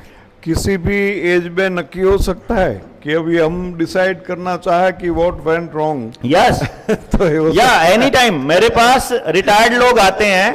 अभी एक हमारे पास रिटायर्ड एक पर्सन आए, मैं आपको बताता हूं। उनको मैंने बोला, अभी वो किसी हमारा जो वित्त मंत्री थे, फाइनेंस मिनिस्टर थे हमारे हरियाणा के, उनके साडू साहब थे, वो आए। वो कहने लगे कि डॉक्टर साहब मेरे पास सब कुछ है, फैक्ट्री है, नौकर चाकर हैं, पैसा है, दौलत है, बट वो हैप्पीनेस नहीं है अंदर, मतलब मजा नहीं आ रहा जिंदगी में ना, क्या किया जाए। तो मैंने निकाला, अब कुछ चीजें ऐसी होती हैं कि आप 65 साल के या 60 साल के 50 साल के हो गए हो तो आप यू टर्न लेके पीछे जाकर के तो आगे ठीक नहीं कर सकते। जिस पोजीशन में आप हैं यहीं से आगे कुछ करने का। तो उन सारे पार्ट में से जो चीज निकल के आई, वो 2 चीजें निकल के आई कि वो पैदाइशी राइटर थे बहुत अच्छे, ठीक है, और पोएट थे। तो मैंने कहा कि भाभी जी को कविताएं गाने नहीं सुनाते हो क्या? अरे सुनाता हूं ना, पर वो कहते हैं इस उम्र में तुम्हारे को मस्ती चढ़ी होती है, तो फिर मेरे को बंद करना पड़ता है, तो फिर और कहीं नहीं जाते और नहीं जाते हैं। तो मैंने कहा एक काम किया करो, आप आधा घंटा लिखा करो। उन्होंने कहा यार मैं तो लिखता रहता हूं सारा दिन ही अकाउंट बुक में। अरे वो लिखना नहीं है, उसमें अपने दिमाग का कबाड़ लिखना है आपने। बिजनेस और जिंदगी नहीं लिखनी है, जो अंदर चल रहा है वो लिखना है। कुछ भी लिखो, मतलब हार्डली मैटर्स क्या लिखना है, बट जो अंदर फीलिंग आ रही है वो लिखनी है। बोला इससे क्या होगा? मैंने कहा ट्राई करके देखो, अपने जीवन का फिक्स कर लो टाइम, 9 से 9:30, 9:30 से 10:30, जो भी टाइम आपको लगता है वो फिक्स करके देख लो। तो उसने बोला ठीक है मैं शाम का टाइम। मैं कहा एक काम करो, मेरे कहने से, जैसे डॉक्टर कहते हैं ना 3 दिन की दवाई ले जाओ, आराम होता है तो फिर देख लेना। तो ऐसा करके मैंने उसको बोला 1 हफ्ता ट्राई करके देखो, 1 हफ्ते बाद क्या रहता है फिर आगे मिलना, फिर देखते हैं। तो 1 हफ्ते बाद कहता यार कुछ, अब मेरे को मैं अब 1.5 घंटा कर दिया मैंने लिखना, तो मेरे को पढ़ने का भी मन करता है। तो मैंने कहा अब एक काम करो, थोड़ा सा महीने में 2 दिन अपना जो उधर वाला फार्म हाउस है कसौली वाला, वहां भी जाया करो एक बारी। तो वहां कुछ मत किया करो, अकेले बस बैठ के आ जाया करो, जो दिमाग में लिखते रहा करो। वो तो, मतलब बंदा अब लिख ही जा रहा है। अब बंदा वो कहता है यार ये पहले क्यों नहीं किया मैंने, अलग ही लाइफ हो रही है, कुछ नहीं करना उसको, बस जो अंदर आ रहा है वो निकले। क्योंकि असल में क्या है, हम भर तो बहुत कुछ रहे हैं, निकलने का रास्ता नहीं मिल रहा है, और जो आएगा वही निकलेगा तो मजा आएगा। मतलब आए कुछ और जाए कुछ और, फिर दिक्कत, वो भी दिक्कत आ जाएगी। एक्चुअली जो कुदरत दे रहा है वही आप डिलीवर करते जाओ, आनंद आना स्टार्ट हो जाएगा कभी भी, एनी टाइम। एक स्कूल में 1000 बच्चों के लिए कितने एनालिस्ट चाहिए? नंबर 1। दूसरा, आपने जैसे बोला कि टीचर को भी पसंद करने के लिए उसको चेक करना पड़ेगा कि वेदर ये इस फील्ड के लिए फिक्स है कि नहीं। yes. तो कितने आदमी में से एक आदमी ऐसा निकलता है जो ये सीख सकता है? और तीसरा कि जैसे आप एक्सपर्ट है इस फील्ड के, स्कूल में नया ट्रेनिंग लेके कोई तैयार होगा इंस्ट्रक्टर या तो एनालिस्ट, तो वो इतना एक्सपीरियंस नहीं होगा, तो डू यू सजेस्ट कि सेकंड ओपिनियन भी लो, कि एक से ज्यादा एनालिस्ट रखा जाए ताकि एरर ऑफ जजमेंट उसमें नहीं हो? नहीं, इसमें मैं बताता हूँ, इसमें रिपोर्ट्स तो मैं ही तैयार करता हूँ, इसमें मैं वो किसी और को अभी फिलहाल मैंने दिया नहीं है चार्ज, तो इसलिए उसका जो क्वांटिफाई करने वाला पार्ट है वो तो गलत होने का चांस है नहीं। रिपोर्ट उधर से ही तैयार होके आएगा। लार्ज स्केल पे मतलब यू आर कितने का भी हो वो कोई दिक्कत नहीं है, आई हैव दैट टूल, वो मेरे को मालूम है क्या करना और है। ये इसका कुछ आपने सॉफ्टवेयर वगैरह बनाया है कि वो मेरे वाला सॉफ्टवेयर मैं किसी को नहीं देता हूं, आप अपने स्कूल के लिए चाहेंगे तो आपका मैं बनवा दूंगा, आपके वाले जो भी आईटी का एक्सपर्ट होगा उससे, और डाटा मैं दूंगा, सब कुछ मैं दूंगा, मतलब मैं ही दूंगा, बना दूंगा। और ये जो टीचर ट्रेनिंग, अब मैं टीचर वाला आता हूं, मैं उस पे पॉइंट पे आता हूं आपके। 1000 ड्यूरेशन कितना रहता है ट्रेनिंग? 1000 बच्चों पे आपने बोला है, तो 1000 बच्चों पे आप कितना ड्यूरेशन है ये डिपेंड करता है कि आप कितने ड्यूरेशन में करना चाहते हैं और आपके पास स्पेस कितना है। जैसे एक बच्चे का एनालिसिस जो मैं करके दूंगा, उसके बाद हर पेरेंट से बात करने के लिए कम से कम 2 या 3 घंटे चाहिए। यानी दिन में अगर 10 घंटे कोई बंदा बैठता है तो एक काउंसलर 5 पेरेंट्स को दिन में मैक्सिमम काउंसिल कर सकता है। तो आप रोज के अगर 100 करना चाहते हो तो 20 काउंसलर बिठा लीजिए, अगर आप रोज के 50 करना चाहते हो तो 10 बिठा लीजिए। तो आपके ऊपर है कि आप कितने दिन में उसको फिनिश करना चाहते हैं। ट्रेनिंग देने का काम मैं करूंगा और सुपरविजन भी मैं ही रखूंगा, कोई दिक्कत नहीं है।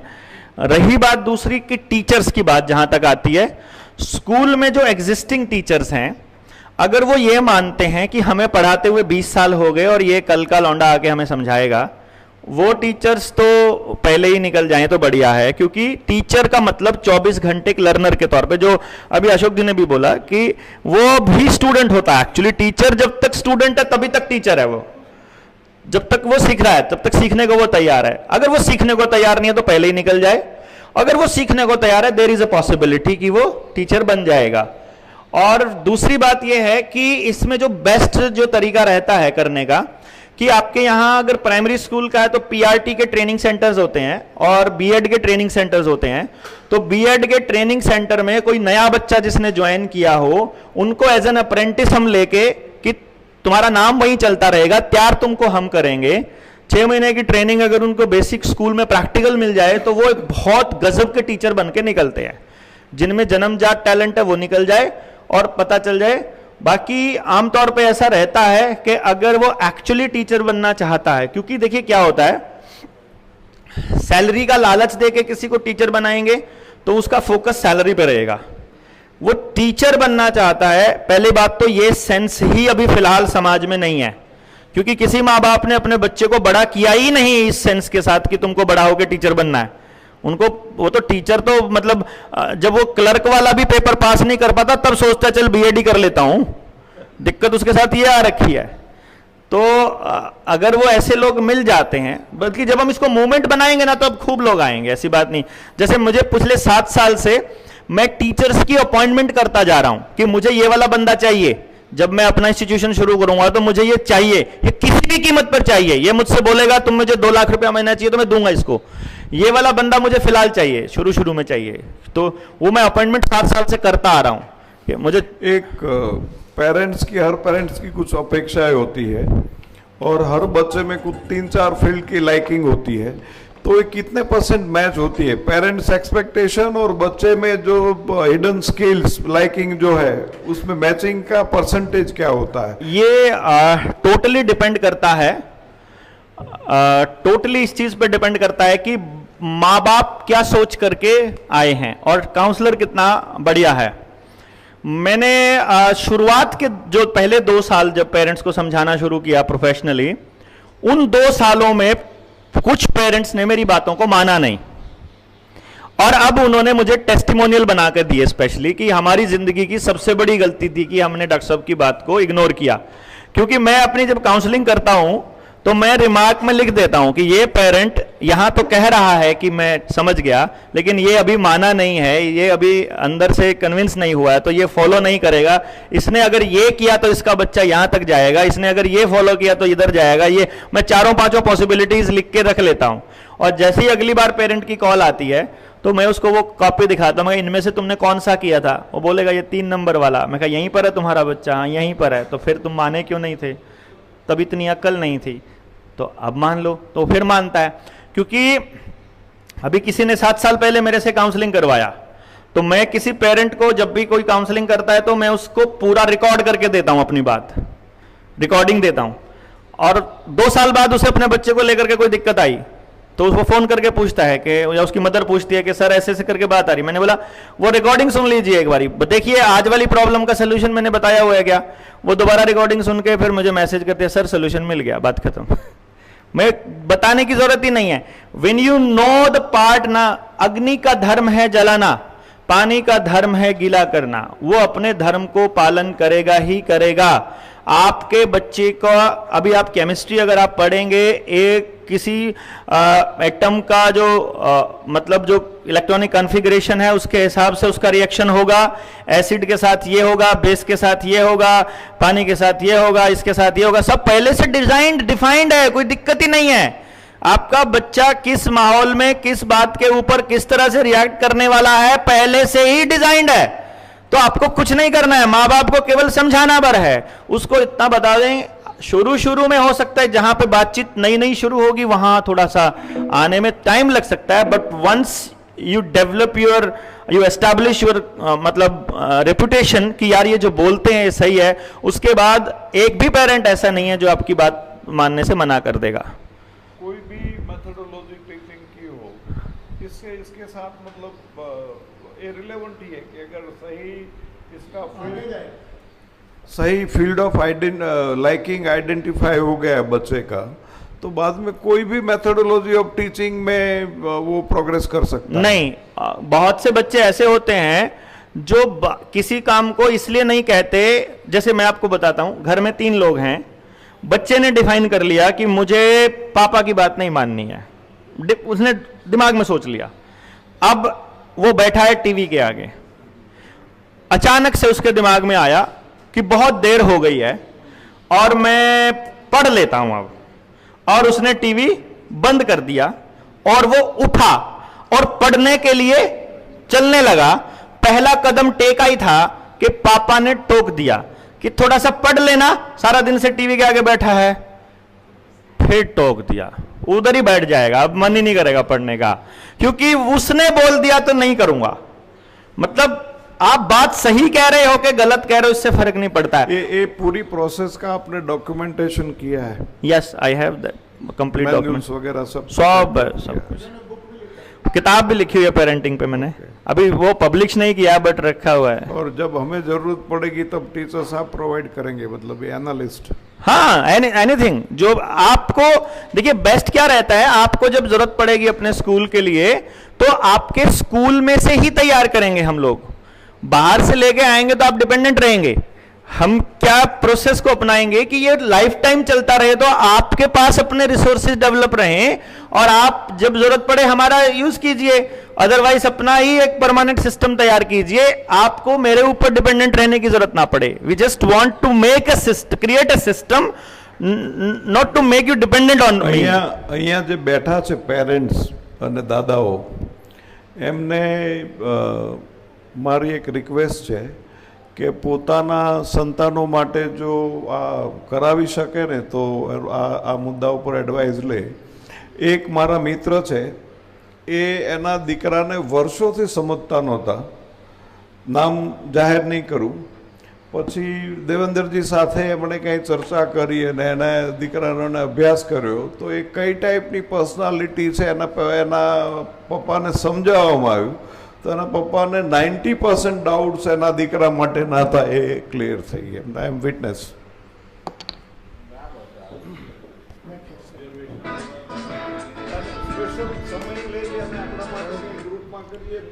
मैं एक नानकड़ा एग्जाम्पल तुम्हारे साथ शेयर करूं, ये बंद कर देना जरा।